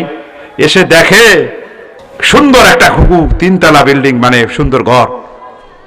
এজন্য কয়, কি দেখো, তোমাদের তো থাকার ঘর নাই, খাবার ঘর নাই, বাতাস আসলে উড়ে যায়, আসো আমার এখানে আসো। আমি সকালবেলা ব্রেকফাস্ট করে নিচতলায় ঘুমাই, দুপুরে লাঞ্চ করে 2য় তলায় ঘুমাই, ডিনার করে 3য় তলায় ঘুমাই, থাকা খাওয়ার কোনো অভাব। এত মিঠা মিঠা কথা কইছে। তাই নাকি? কয়, কিন্তু আমার বিশ্বাস হয় না, তোমার ভাই না আমি। আসবো বলে আসো। এই স্বজাতীয় ভাইয়ের মিঠে মিঠে কথায় বিশ্বাস করে যখন মা আর মেয়ে ঘরের ভিতরে ঢুকছে, আমার চাচা মিয়া নিচ থেকে কয়, এরকম করে আস্তে করে নিচ থেকে বিশেষ কায়দায় দড়িটা টান দিছে, দরজা বন্ধ হইয়া গেছে। বলেন ঘুঘু বিপদে পড়ছে কি পড়ে নাই? নিয়ে এসে রান্না করে যখন খাই মজাই লাগে। আমাকে কয়, ভাতিজা কেমন লাগে? আমি খুব সুন্দর লাগে। কয়টা এতে ফতোয়া যে দিসলা, এই ঘুঘু যে বিপদে পড়ছে, কেউ কি বিপদে ফেলাইছে না ওর স্বজাতীয় ভাই? স্বজাতীয় ভাই। নো, ফেরাউন কয় ডাইরেক্ট অ্যাকশন করা যাবে না রে, ভেজাল ভেজাল। এই মুসার মতো মৌলবীকে সাইজ করার জন্য মুসারই মতো কিছু মৌলবী লাগবে। বুখারীর বর্ণনা এসেছে, সবাই খুঁজলো, মিশরের দক্ষিণ পূর্ব কোণে একজন বড় মৌলবী ছিল, নাম ছিল বালাম বিন বাউরা। আলেম মানুষ আছে। কত বড় মৌলবী ছিলেন জানেন? দোয়া করলেই কবুল হয়। সুবহানাল্লাহ বলবেন না? চক্ষু বন্ধ করলে আল্লাহর আরশ দেখতে পায়। আল্লাহু আকবার বলেন। মুস্তাজাবুদ দাওয়া ওয়া সাহিবুল কাশফে, কাশফওয়ালা বুজুর্গ ছিলেন, এত ভালো মানুষ ছিলেন, জীবনে খানকার থেকে বের হওয়ার টাইম পায় নাই। মানুষ যাইতো, হাদিয়া দিত, আর উনি দোয়া পড়ে দিতেন, ভালো হইয়া যেত। আর মুসা ছিলেন ময়দানের মৌলবী। সুবহানাল্লাহ বলেন। মন্ত্রীরা কি করেছে জানেন? সোনা দানা মণি মুক্তা ব্যাগের ভিতরে নিয়ে ইচ্ছা করে ব্যাগ ফাটায়া দিছে। দেয়া কয় বালাম বিন বাউরার দরবারে যায়, কয় আমরা এসেছি ফেরাউনের দলের আলেম, আপনি না ফেরাউনের দলের মন্ত্রী, আমরা এসেছি আপনাদের এইরকম, নেন একটু। এলে কি নিছেন? কয় নেন একটু। হ্যাঁ, দেখে যে সোনা দানা দেখা যায়। বালাম বিন বাউরা এবার লোভে পড়ে গেছে, কয় হাদিয়া দেওয়াও সুন্নত, নেওয়াও সুন্নত, রাখি দিছে। রাষ্ট্রের টাকা যখন ওর ভিতরে ঢুকে গেছে, কয় আপনারা কেন আসছেন? কয় হুজুর একটাই অনুরোধ। বলে কি? আপনিও মৌলবী, আপনিও কলেমার কথা কন, মুসাও কলেমার কথা কয়। হ, উনি তো নবী, উনি অলি, আমি অলি, উনি নবী। কয় যাই হোক, আপনি যা বলেন তাই তো আল্লাহ শোনে। তো মুসার চরিত্রটা ভালো না। কেন? আপনি যেমন খানকায় বসে আছেন ওরকম থাকলে কোনো আপত্তি নেই, কিন্তু এ করে কি? কলেমা তো কয় কয়, আবার ক্ষমতাও দখল করতে চায়। কথা কন না কেন? যেই মৌলবী খানকায় বসে থাকবে, মসজিদে বসে থাকবে, না আল্লাহর ওলি গো, ঘুরে নিচ্ছে হেরা। কথা বলেন না কেন? যখন কলেমার কথা বলবেন, কলেমার হক অনুযায়ী সমাজের সব জায়গায় কলেমার দাবি অনুযায়ী একামতে দ্বীনের আন্দোলনের কথা বলবেন, তখন আপনি হয়ে গিয়েছেন খারাপ মৌলবী, ক্ষমতালোভী মৌলবী। কথা বলেন ঠিক না? কি করা লাগবে? কয় আমাদের মন কয় মুসা যদি ক্ষমতা দখল করে আপনার ব্যবসা টিকবে না, এই খানকা ভেঙে ফেলবে। দেখেন কি পিনটা লাগাইছে। কয় আপনি দোয়া করেন যাতে এই মুসা কলজা ফেটে মারা যায়। নাউজুবিল্লাহ বলেন। টাকার লোভে বলে বালাম বিন বাউরা এবার হাত তুলে মুসার বিরুদ্ধে যখন দোয়া করবে, আল্লাহ রাব্বুল আলামিন জিবরিলকে ডাক দিয়া কয়, জিবরিল আমি ওরে এমন পাওয়ার দিছি, যদি একবার দোয়া করে ফেলে তাহলে কবুল হয়ে যাবে, মুসা কিন্তু ধ্বংস হবে। যা যারে জিব্রাইল, তুমি ওই ভণ্ড মৌলবী উলামায়ে সু তার বড় গডফাদার বালাম বিন বাউরা যাতে মুসার বিরুদ্ধে দোয়া করতে না পারে, তার জিহবাটা টান মেরে আলা জিহবা সহ তার জিহবাটা তুমি তার কলজা সহ বুকের উপরে চাপায়া দাও, যাতে এমন ভাবে সে আর দোয়া করতে না পারে মুসার বিরুদ্ধে। ও মুসলমান, তাই করা হলো।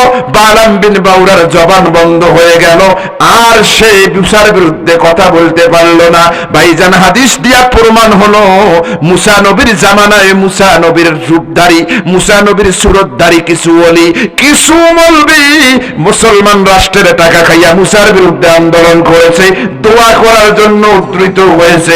আল্লাহ তার জবান বন্ধ করে দিয়েছেন। কোরআন ছুঁয়ে বলছি, আজকে ইসলামের কথা বলতে যেই সমস্ত উলামায়ে কেরামরা বড় নির্যাতিত, নিষ্পেষিত, তাদের বিরুদ্ধে কিছু কিছু মৌলবীরা, কিছু কিছু পীরেরা রাশেদ খান মেননের ভাষায় কথা বলে, মুরগি শাহরিয়ার কবিরের মতো কথা বলে।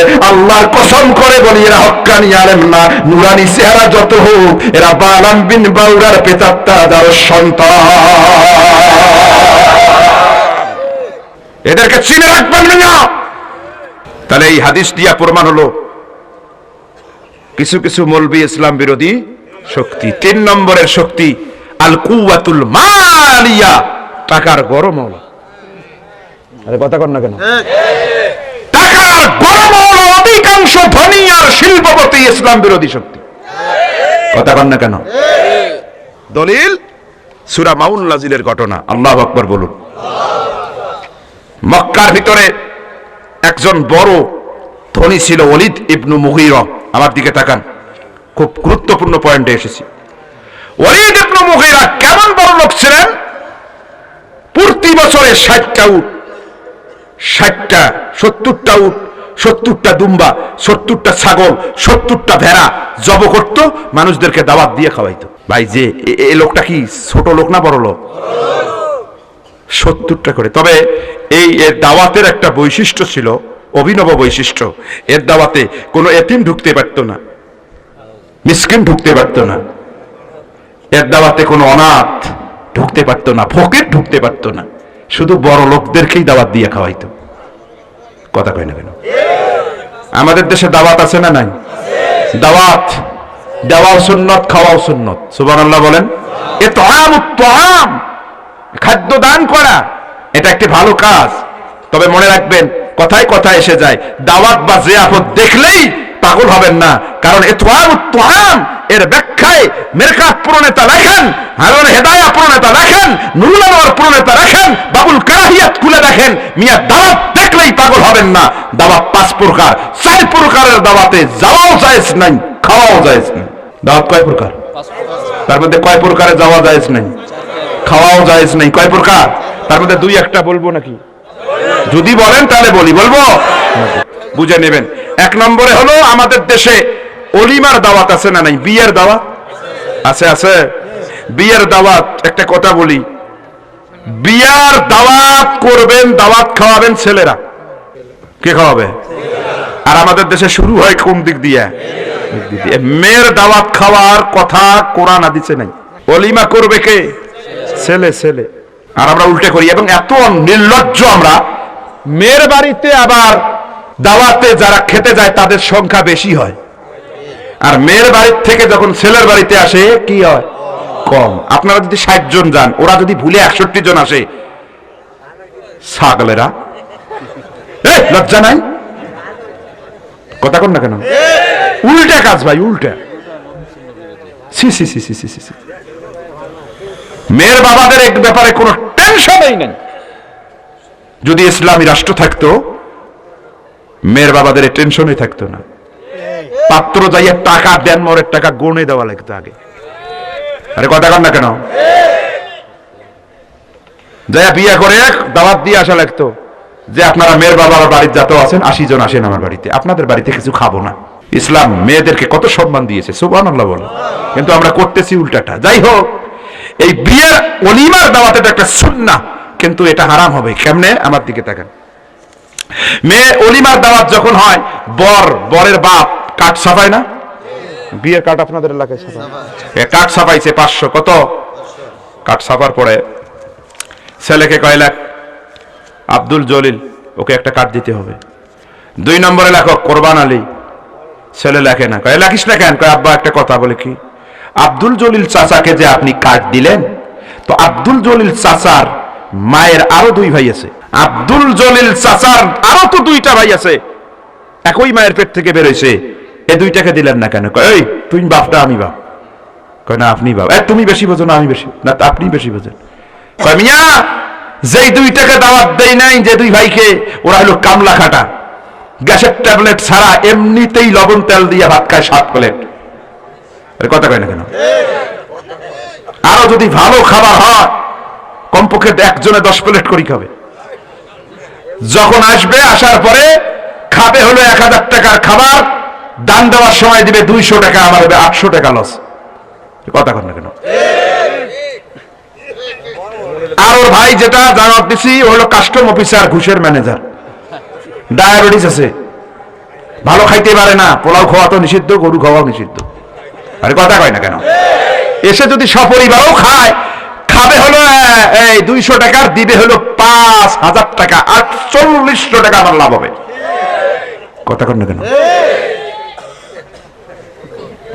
মুসলমান, ওলিমার দাওয়াত সুন্নতি দাওয়াত, কিন্তু আপনি যখন বেশি লাভের আশায় একই মায়ের 1 ভাইকে দাওয়াত দিলেন আর 2 ভাইকে দিলেন না। ও মুসলমান, শরীয়তের সিদ্ধান্ত হলো ওই বিয়ার সুন্নতি দাওয়াতের অনুষ্ঠান আর দুন্নতি দাওয়াত অনুষ্ঠান থাকে না, ওটা বেদাতের অনুষ্ঠান হয়ে যায়। ওই জায়গায় থাকাও জায়েজ না, খাওয়াও জায়েজ না। বিয়ার দাওয়াত দিলে কাট দিতে আসলে বলবেন তোমার এলাকায় 10 জন গরিবকে দাওয়াত দিছনি, যদি দিয়ে থাকো যাবো, না হলে যাবো না, যা কাট ফেরত নিয়ে যা। কথা বলেন না কেন? এ হলো আমার ইসলাম। সুবহানাল্লাহ বলে। আর একটা দাওয়াত আছে, এই বাবার বছর কি বাৎসরিক কি মিলাদ নাকি ওটা কয় আপনাদের? আরে বাপ মারা গেলে যে ফতেয়া হয় 40 হয়, আছে না? মৃত্যুবার্ষিকী, মৃত্যুবার্ষিকী করবেন, কারণ গরিব মিসকিনকে খাওয়াবেন, কোনো আপত্তি নাই। তবে আপত্তি হলো 40 দিনেই করতে হবে, বছরেই করতে হবে, এটা না। আপনার যখন সামর্থ্য হবে আপনি করবেন। কথা বলেন না কেন? এটা একটা ভালো দাওয়াত। তবে এই দাওয়াতটা শুরু হয় ফজরের টাইম থেকে। কোন টাইম থেকে? ফজরের টাইম। আমাদের মতন কিছু হুজুর নামাজ পড়িয়াই গেলাম, যাইয়া শুরু করে দিছি ইয়া নবী। কথা বলেন না কেন? এত জোরে শুরু করছি, আর একেবারে মিলাদের চোটে হুজুর মিলাদ শুরু করছে। তাড়াতাড়ি যাইতে হবে, মিলাদে শরীক হতে হবে, কারণ হুজুরের সাথে বসলে খাবারটা ভালো হবে, গরম গরম। আরে কথা কয় না কেন? হ্যাঁ, আপনাদের এলাকায় এগুলো আসেনি? এ ভাই, মেসওয়াকও করে না, বেরাসও করে না, ফরজ গোসল তো ফরজ গোসল। মিলাদে যাইতে হবে আগে। যাইয়া এখানে আসিয়া মিলাদ যখন শেষ, দোয়া শেষ, এখন খাবার দিবে। আমার মতন মৌলবি মেজবানকে ডাক দেয়, ভাই এদিকে আসো, তোমার আব্বাকে এমন দোয়া করছি তোমার আব্বার কবর জান্নাত হয়ে গেছে। একটা কথা কানে কানে কি কইছে জানেন?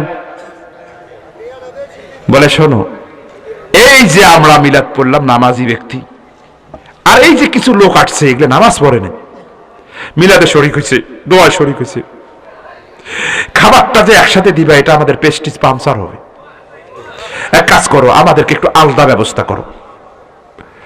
মেজবান চিন্তা করছে, বাপের জন্য যে দোয়া করছে হুজুর, জান্নাত তো চলে গেছে, আবার যদি এই আলাদা ব্যবস্থা না করে দেই, হুজুরের মন খারাপ যদি হয়, আবার তো বাপের কবর জাহান্নামের টুকরা হওয়ার সম্ভাবনা। কথা কন না কেন বাবা? কারণ হুজুরদের প্রতি আপনাদের বিশ্বাসটা বেশি না? বেশি। চিন্তা করে না না না না, ঠিক আছে হুজুর, ঠিক আছে, অসুবিধা নেই, হুজুরকে আলাদা দিয়ে দাও। কোরআন শুয়ে বলছে, আপনি যখন একই সাথে মিলাদ পড়লেন, দোয়া করলেন একই সাথে, খাওয়ার সময় যখন আপনি মৌলবি আলাদা হইয়া গেলেন, শরীয়তের সিদ্ধান্ত হলো ওই জায়গায় থাকাও জায়েজ না, খাওয়াও জায়েজ না। তুমি কত বড় মৌলবি হয়েছ, আমার নবীর চেয়ে তো তোমার সম্মান বেশি নয়। তুমি কি জানো না আমার নবীও দোয়া করেছেন? আমার নবী দোয়ার পরে যখন খানা সামনে এসেছে, আল্লাহর নবী উম্মত সাহাবী আর নবীর মধ্যে পার্থক্য করে নাই।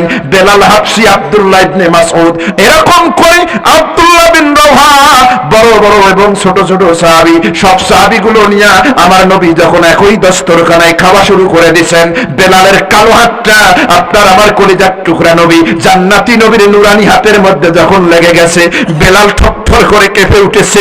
এই বুঝি বেয়াদবি করে ফেললাম, খাইতে যে আমার নবীর হাতের সাথে টক্কর লাগলো। আমার নবী বুঝতে পারলেন বেলাল মন খারাপ করে। আমার নবী ডাক দিয়া কয়, বেলাল মন খারাপ করিস না রে বেলাল, আমাদের বিশ্বাস এক, আমাদের আল্লাহ এক, আমাদের কেবলা এক, আমাদের নবী এক, আমাদের বিশ্বাস আখিরাত সব এক।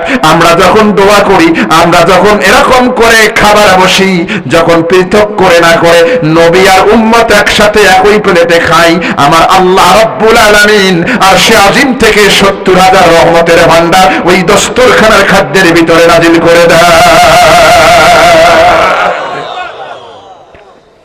এরকম যদি মৌলবি দেখেন, মৌলবি সাহেব কে এসেন, আমার নবী যে সাহাবীদের সাথে একসাথে খাইছে, আপনারা খান না কেন?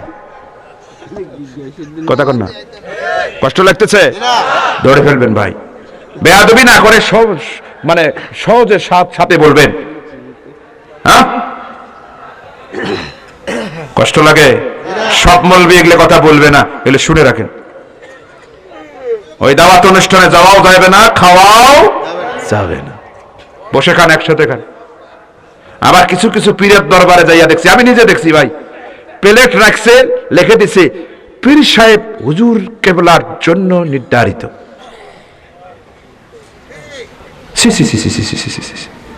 মানে নবীর চেয়ে বেশি হয়েছে মর্যাদা। ইমান থাকবে না, মিয়া অল্পতে মানুষের ইমান ভেঙে যায়। তোমার পীর সাহেব আছে, তাতে কি হয়েছে? ওরা আলাদা প্লেট কেন? আর কথা বলেন না কেন মুসলমান? আলাদা প্লেটটা কেন? কোন যুক্তিটা মিয়া?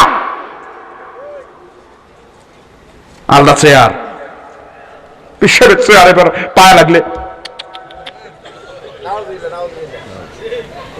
আমার নবীর চেয়ে কি পীরের মর্যাদা বেশি?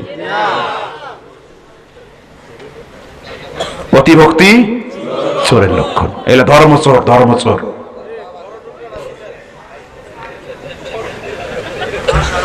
তিন নম্বরে, যে কোনো দাওয়াত অনুষ্ঠানে যাবেন, যদি গান বাজে, আছে না নাই? আমরা যখন যাই, ওই যে এটা কি কয়, ডেকসেট না? ডেকসেট কি রে ভাই, এটা কি রে? কয় হুজুর ওই যে আসলে ছেলে ফেলে তো ইসলামী গান বাজায় আর কি, মশিউর রহমান, তারপরে রকুনুজ্জামান, এগুলোর গান বাজায়, বোঝেন না? এগুলো ছেলে ফেলে মানুষ। আমরা তো সরল বিশ্বাসে খাইয়া আসি, তারপরে শুরু হইয়া যায় উড়াল দিব আকাশে। কথা কন না কেন মুসলমান? এই ধরনের খাদ্যে যাওয়া জায়েজ নাই, খাওয়া জায়েজ নাই। ওয়ালিদ ইবনে মুগীরা দাওয়াতের অনুষ্ঠান করেছে। ও মুসলমান, সব বড় লোক বসে গেছে। 8 বছরের একটা এতিম 7 দিন থেকে খাইতে পারে না। আল্লাহু আকবার বলে। শুধুমাত্র পানি পানি খেয়ে জীবন ধারণ করেছে। গায়ের মধ্যে জামা ভালো নাই, মাথার চুলগুলো উস্কো খুস্কো। আল্লাহর বান্দা রাস্তা দিয়ে যায়, হঠাৎ করে দেখে ভীষণ কি সুন্দর সুন্দর মনোরম খাবার। চো করে খিদার তীব্রতর হয়ে গেছে। আল্লাহর বান্দা সবাইতে চোখকে ফাঁকি দিয়া ভিড়ের ভিতরে 2 জন বড় লোকের মাঝখানে বসে গেছেন। আবু জাহাল ছিলেন ওই দাওয়াত অনুষ্ঠানকে অবজার্ভ করতেছিলেন। হঠাৎ করে আবু জাহেল লক্ষ্য করে দেখে একটা ছোট্ট বাচ্চা, চেহারার ভিতরে বড় লোকের ছাপ নাই। আবু জাহেল লক্ষ্য করে দেখে ওই 7 বছরের এতিম বাচ্চাটি আস্তে করে এরকম করে সুন্দর করে রুটি আর গোস্তের টুকরা মুখে কেবলে দিবে। আবু জাহেল এসে ডাক দিয়া বলে, মানান্তাইয়া ছবি, কে রে তুই? কে? তোর বাবার নাম কি? তোর মায়ের নাম কি? কোন গোত্র থেকে এসেছো? আল্লাহর বান্দা চোখের পানি ছেড়ে দিয়া ডাক দিয়া কয়, সাপ, আমার বাবার নাম কেমনে বলবো? আমি দুনিয়ায় আসার 6 মাস আগে আমার বাবা দুনিয়ার থেকে চলে গেছে। আমার মায়ের নাম কেমনে বলবো? আমার মা জন্মগ্রহণের 6 মাস 6 বছর পরে দুনিয়ার থেকে বিদায় হয়েছেন। আমার গোত্রের কথাও ভালো জানি না, তবে স্যার আমি 7 দিন থেকে কিছু খাইতে পারি না। ও স্যার, আপনারা এত ভালো ভালো খাবার, একটু খাই গো স্যার।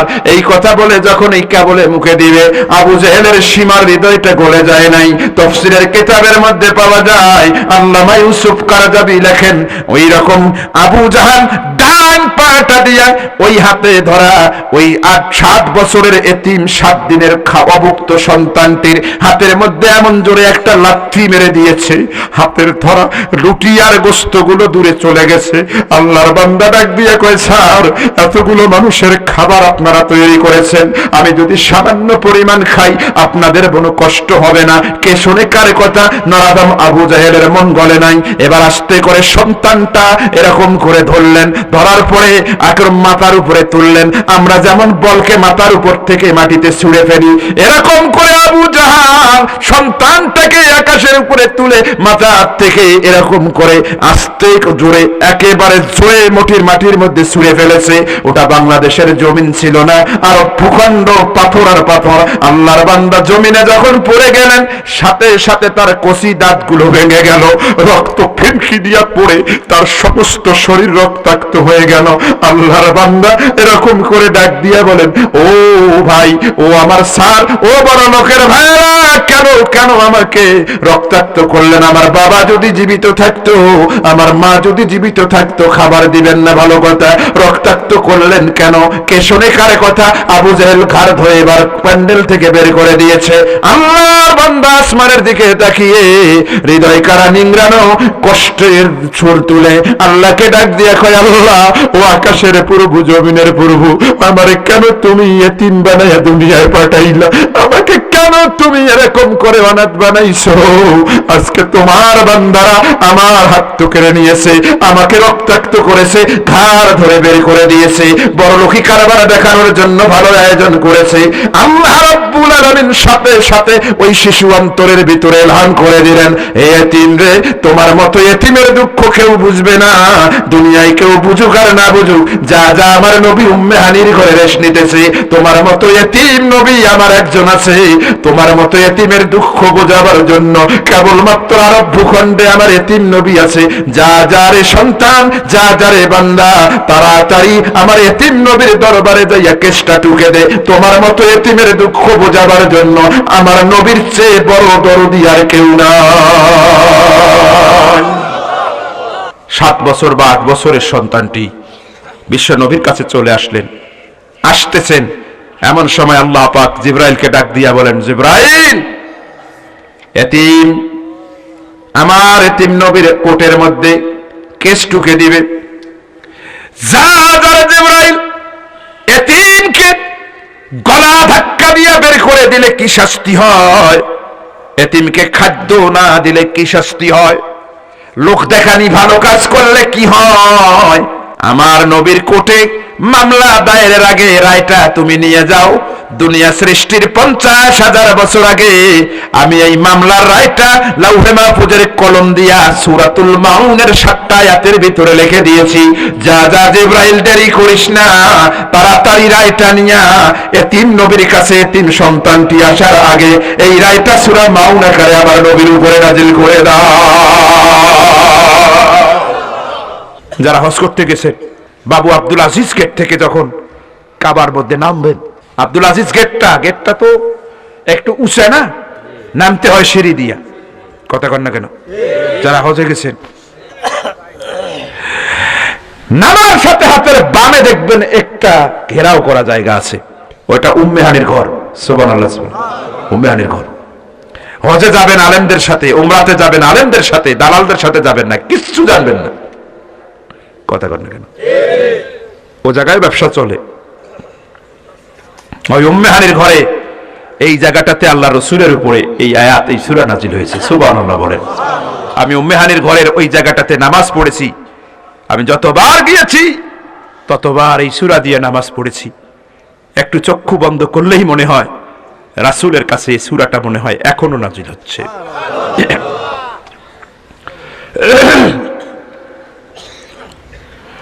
আমার আল্লাহ ডাক দিয়া বলেন, আরাআইতাল্লাযী ইউকাযযিবু বিদ্দীন ফাযালিকাল্লাযী ইয়াদুউল ইয়াতীম ওয়ালা ইয়াহুদ্দু আলা তুআমিল মিসকিন। আল্লাহু আকবার বলেন। নবী হে, তুমি কি দেখেছো সেই ব্যক্তিকে, আল্লাযী ইউকাযযিবু বিদ্দীন, যে ব্যক্তি দ্বীনকে অস্বীকার করে? এই দ্বীনের 12টা অর্থ আছে, বলেন কয়টা? দ্বীনের কয়টা অর্থ আছে বলেন? 12টা অর্থ আছে। ফতুল বাড়ি খুলে দেখবেন, বানায়া বলছি না, 12টা অর্থ। কিতাবুত তাফসীর, 12টা অর্থ, যেটা যে জায়গায় খাটে। এই যে আমার দিকে তাকান তো, এটা কি ভাই? চুল না, মাথার চুল। এইরকম কালো জিনিসটা যখন এখানে আসে কি হয়? কথা বলেন। ওটা যখন এই জায়গায় আসে, বুকের পাটা। কিন্তু বুকের পাটা দেখে কেউ যদি মাথার চুল বলে, মাথার স্ক্রুপ ঠিক আছে না ঢিলেছে? দিন শব্দটা 12টা অর্থে প্রয়োগ হয়, যেটা যে জায়গায় খাটে। এখানে দিন শব্দের অর্থ হলো প্রতিদান। সুবহানাল্লাহ বলেন। প্রতিদান কারে কয়? একটা হলো দান আর একটা হলো প্রতিদান। দান কি? মহসিন ভাই এটা নিয়ে যান। আর আমি চাইলাম না, এটার নাম হলো দান। কিন্তু উনি আমাকে 20 টাকা দিয়েছেন, আমি ওনাকে 30 টাকা দিয়ে দিছি। এই 30 টাকাটা কি হয়েছে? প্রতিদান হয়েছে। কিছুর পাওয়ার বিনিময়ে যেটা, তার নাম প্রতিদান। যা করবেন তার বিনিময়ে যা পাবেন তার নাম প্রতিদান। এখানে প্রতিদান বলতে কিয়ামতকে বলা হয়েছে, হাসরের দিনকে বলা হয়েছে। কেন? কারণ ওই দিন মানুষ যা দুনিয়ায় করেছে তার দান পাবে, প্রতিদান পাবে। কথা বলেন না কেন মুসলমান? এই জন্য আল্লাহ কোরআনে বলছেন মালিকি ইয়াউমিদ দিন। তাহলে এখানে দিন মানে কি? কিয়ামতের কথা, হাসর নাসরের কথা। আর এক জায়গায় দিন আছে, আল ইয়াউমা আকমালতু লাকুম দীনাকুম।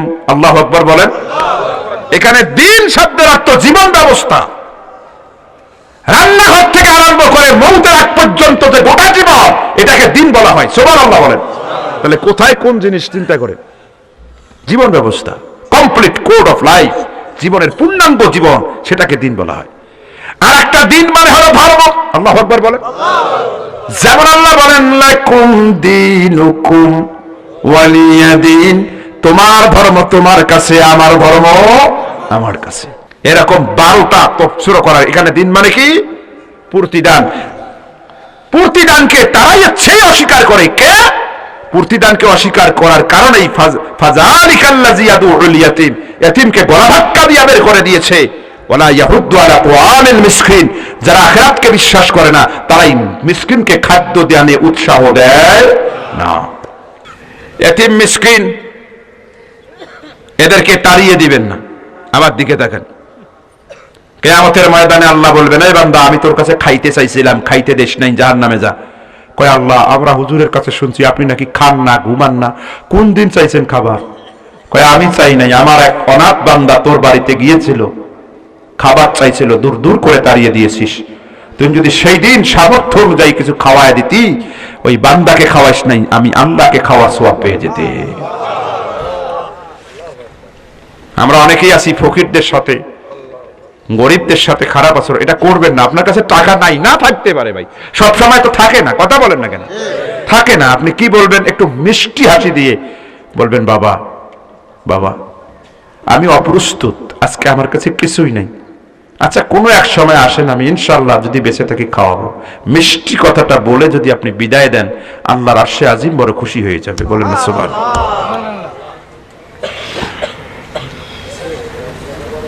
ইয়াতীম মিসকিন, আল্লাহর নবী বলেন কোন মিসকিনের মাথায় যদি কোনো ব্যক্তি হাত দেয়, সেজন্য আমি নবীর মাথায় হাত দিল, কারণ আমি নবী নিজে এতিম। বলেন না সুবহানাল্লাহ।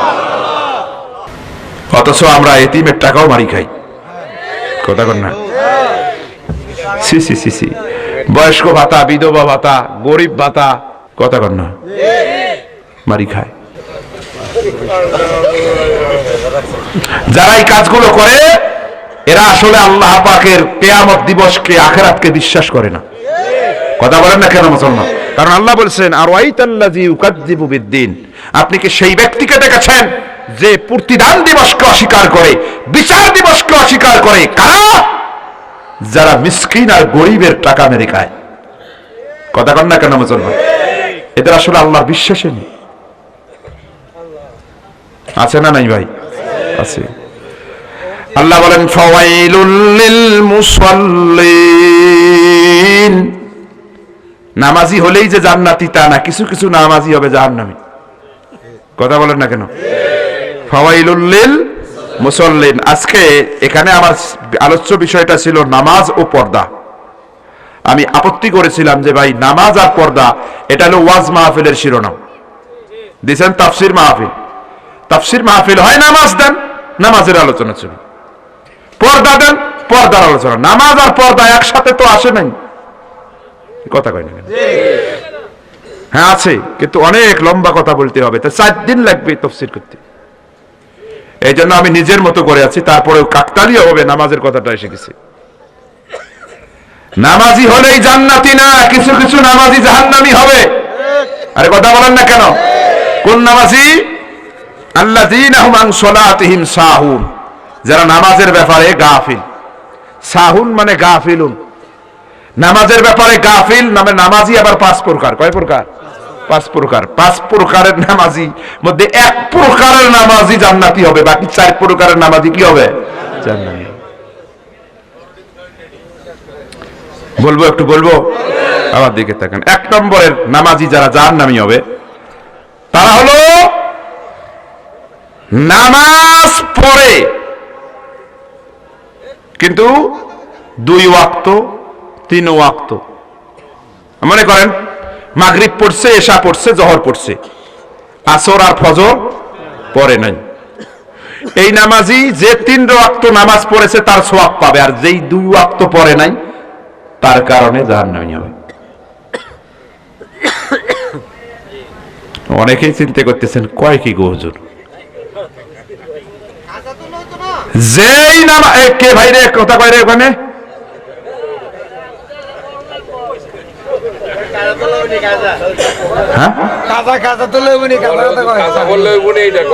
কাজার কথা। ও কাজা, কাজা করলে কাজা যে আপনি পড়বেন প্রতিদিনেই যদি কাজার খালি নিয়ত করেন তাহলে তো হবে না। কাজা করলেন ঠিক আছে, কাজা করবেন, কিন্তু মনে রাখবেন পুরা নামাজ আদায়ের তো অপরাধ, আপনি পুরা নামাজ আদায়ের তো সওয়াব পাবেন না। মুহাদ্দিসিনে কেরাম এগুলো পড়ে নেবেন। আমি বলি নামাজ 5 ওয়াক্ত না পড়িয়া 3 ওয়াক্ত পড়ে, আর কথা কয় না কেন, 3 ওয়াক্তর সওয়াব সে, কিন্তু 2 ওয়াক্ত না পড়ার অপরাধে জেল কাটতে হবে। এখন নিজেকে মিলায় নেন আমরা কোন অপরাধে আছি। ওই অবস্থায় থাকবেন না, 5 ওয়াক্ত পড়বেন, 5 ওয়াক্ত পড়বেন ভাই, 5 ওয়াক্ত। জেল খাটিয়া যদি 3 ওয়াক্তের যদি সওয়াব নেন, জেল খাটিয়া এটার লাভ হলো কি ভাই বলেন তো? এটা অপমান না? জেল খাটে, জেল খাটবে, খাটিয়া বের হয়ে আসছে 12 বছর পরে, বের হইয়া যদি গৌরীপুর বাজারে যায় একটা বুক ফুলি কথা কয়, এ ভাই এই রাখ রাখ, জেল খাটা লোক তুই, আরে কথা কর না কেন মুসলমান, তোকে চিনি আমি, 12 বছর জেল খাটি আসি আবার ভালো কথা কও, কথা কর না কেন? অপমান বেশি হয় না?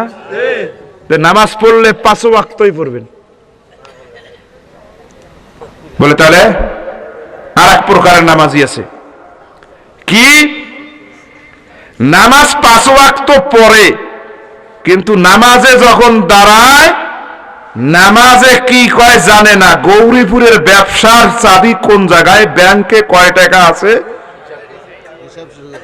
কথা কর না কেন, সব চলিয়েছি। এক ঘটনা আমি কইতে চাই না, তারপরেও বলি। আমার এক ওস্তাদ বলছে, তো এশার নামাজে ইমাম সাহেব 4 রাকাত পড়াইছে না 3 রাকাত পড়াইছে, মুসল্লিরও মনে নাই। এখন নামাজ যখন শেষ হয়েছে কয়েক না 4 রাকাতে হয়েছে বুঝি, আরেকজন না গো 3 রাকাত, একজন কয় ভাই শোনেন শোনেন শোনেন 3 রাকাত হয়েছে। বলে কেন এত এত? কয় যে ঘটনা হলো, আমি যখন নামাজে দাঁড়াই আমার 4টে দোকান, এশার নামাজে আমি প্রথম রাকাতে ওই দোকান, উত্তরের দোকানে কি কি আছে কয় টাকা ওটা হিসেব করি, দ্বিতীয় রাকাতে আর একটা দোকানের, আজকে 3টে দোকানের হিসেব হয়েছে, 4 নম্বরটা করতে পারি নাই, অতএব 4 রাকাত। ভাই এটা হয় না, না হয় ভাই? সাহাবীদের হয়েছে, আমারও হয়, আমারও হয়। যারা এরকম নামাজি তারা যদি নামাজ পড়ে নামাজের সওয়াব পাবে, তবে উঁচু জান্নাত পাবে না, জান্নাত পাবে সেটা, কিন্তু ভালো জান্নাত ওই ঠাট খেলার জান্নাত পাবে। কথা কর না কেন? কি জান্নাত পাবে? ঠাট কেলাস, ঠাট কেলাস জান্নাত। ভাই জান্নাতে যাইয়া অনেক জান্নাতি কি হবে জানেন? সুখ নেই। বলে হুজুর কেমন কথা বলে? হ্যাঁ, আপনার 10 তলা বিল্ডিং, কয়তলা? পাশের বাড়ির জনের 20 তলা, আপনার কি সুখ আছে? জীবনটা যে কি হলো গো। আপনার কিন্তু কম সম্পদ না, কিছু কিছু জান্নাতির অবস্থা তাই হবে। এটা 2 নম্বরের নামাজি। 3 নম্বরের নামাজি নামাজে দাঁড়ায়, শয়তান আসিয়া ওয়াসওয়াসা দেয়, আর শয়তানের সাথে তারা কারাকারি করে। সুবহানাল্লাহ বলেন। কারাকারি কারে কয়? মনে হয় যে মোবাইলটা ভাই নিছে, আমি ফির নিলাম, এটার নাম কারাকারি না? বারবার এরকম নিবে, আমি নিব, ফির নিবে, আমি নেব, ফির নিবে, এটার নাম কারাকারি। আরে কথা বল না কেন মুসলমান? শয়তান যখন ওয়াসওয়াসা দেয়, ওই সময় মুসল্লিরা শয়তানের সাথে যখন কারাকারি করে, অর্থাৎ শয়তান চায় নামাজের ভিতরে বাড়ির মহব্বত, হিসাবের মহব্বত, নানা অকাম কুকামের মহব্বত যখন তুলে ধরে, আর আপনি আল্লাহর ভয়ে যখন এগুলো ভুলে যান, এই রকম যারা করে, আল্লাহর নবী বলেন এই নামাজিগুলো কিয়ামতের ময়দানে মুজাহিদের কাতারে দাঁড় হইয়া শহীদের মর্যাদা পাইয়া জান্নাত চলে যাবে। সমস্ত নামাজিদের কাছে শয়তান আসে, স্পেশাল বাহিনী। আপনারও কাছে আসে, আমার কাছেও আসে, এমনকি নবীর কাছেও আসছিল। তবে নবীর কাছে যে শয়তানটা আসতো ওটা মুসলমান হয়ে গেছে। সুবহানাল্লাহ বলবেন না? সবার কাছে। এই জন্য সব নামাজিরা জান্নাতি না। আল্লাহ বলেন ফাওয়াইলুল লিল মুসাল্লিন, কিছু কিছু নামাজি জাহান্নামী হবে যারা নামাজে উদাসীন থাকবে। আল্লাযিনা হুম ইউরাউন, আর লোক দেখানি কাজ করবে। লোক দেখানি কাজ, লোক দেখানি কাজ করলে, ভালো কাজ করলে সেটার সে নামাজি নামাজ জান্নাতে যায়। ওয়া ইয়ামনাউনাল মাউন, আর নিত্য প্রয়োজনীয় জিনিস যারা এরকম করে মানুষকে ধার দিতে বাধা দিবে, এরা যা নামাজি হলেও কি হবে? জাহান্নামী হবে।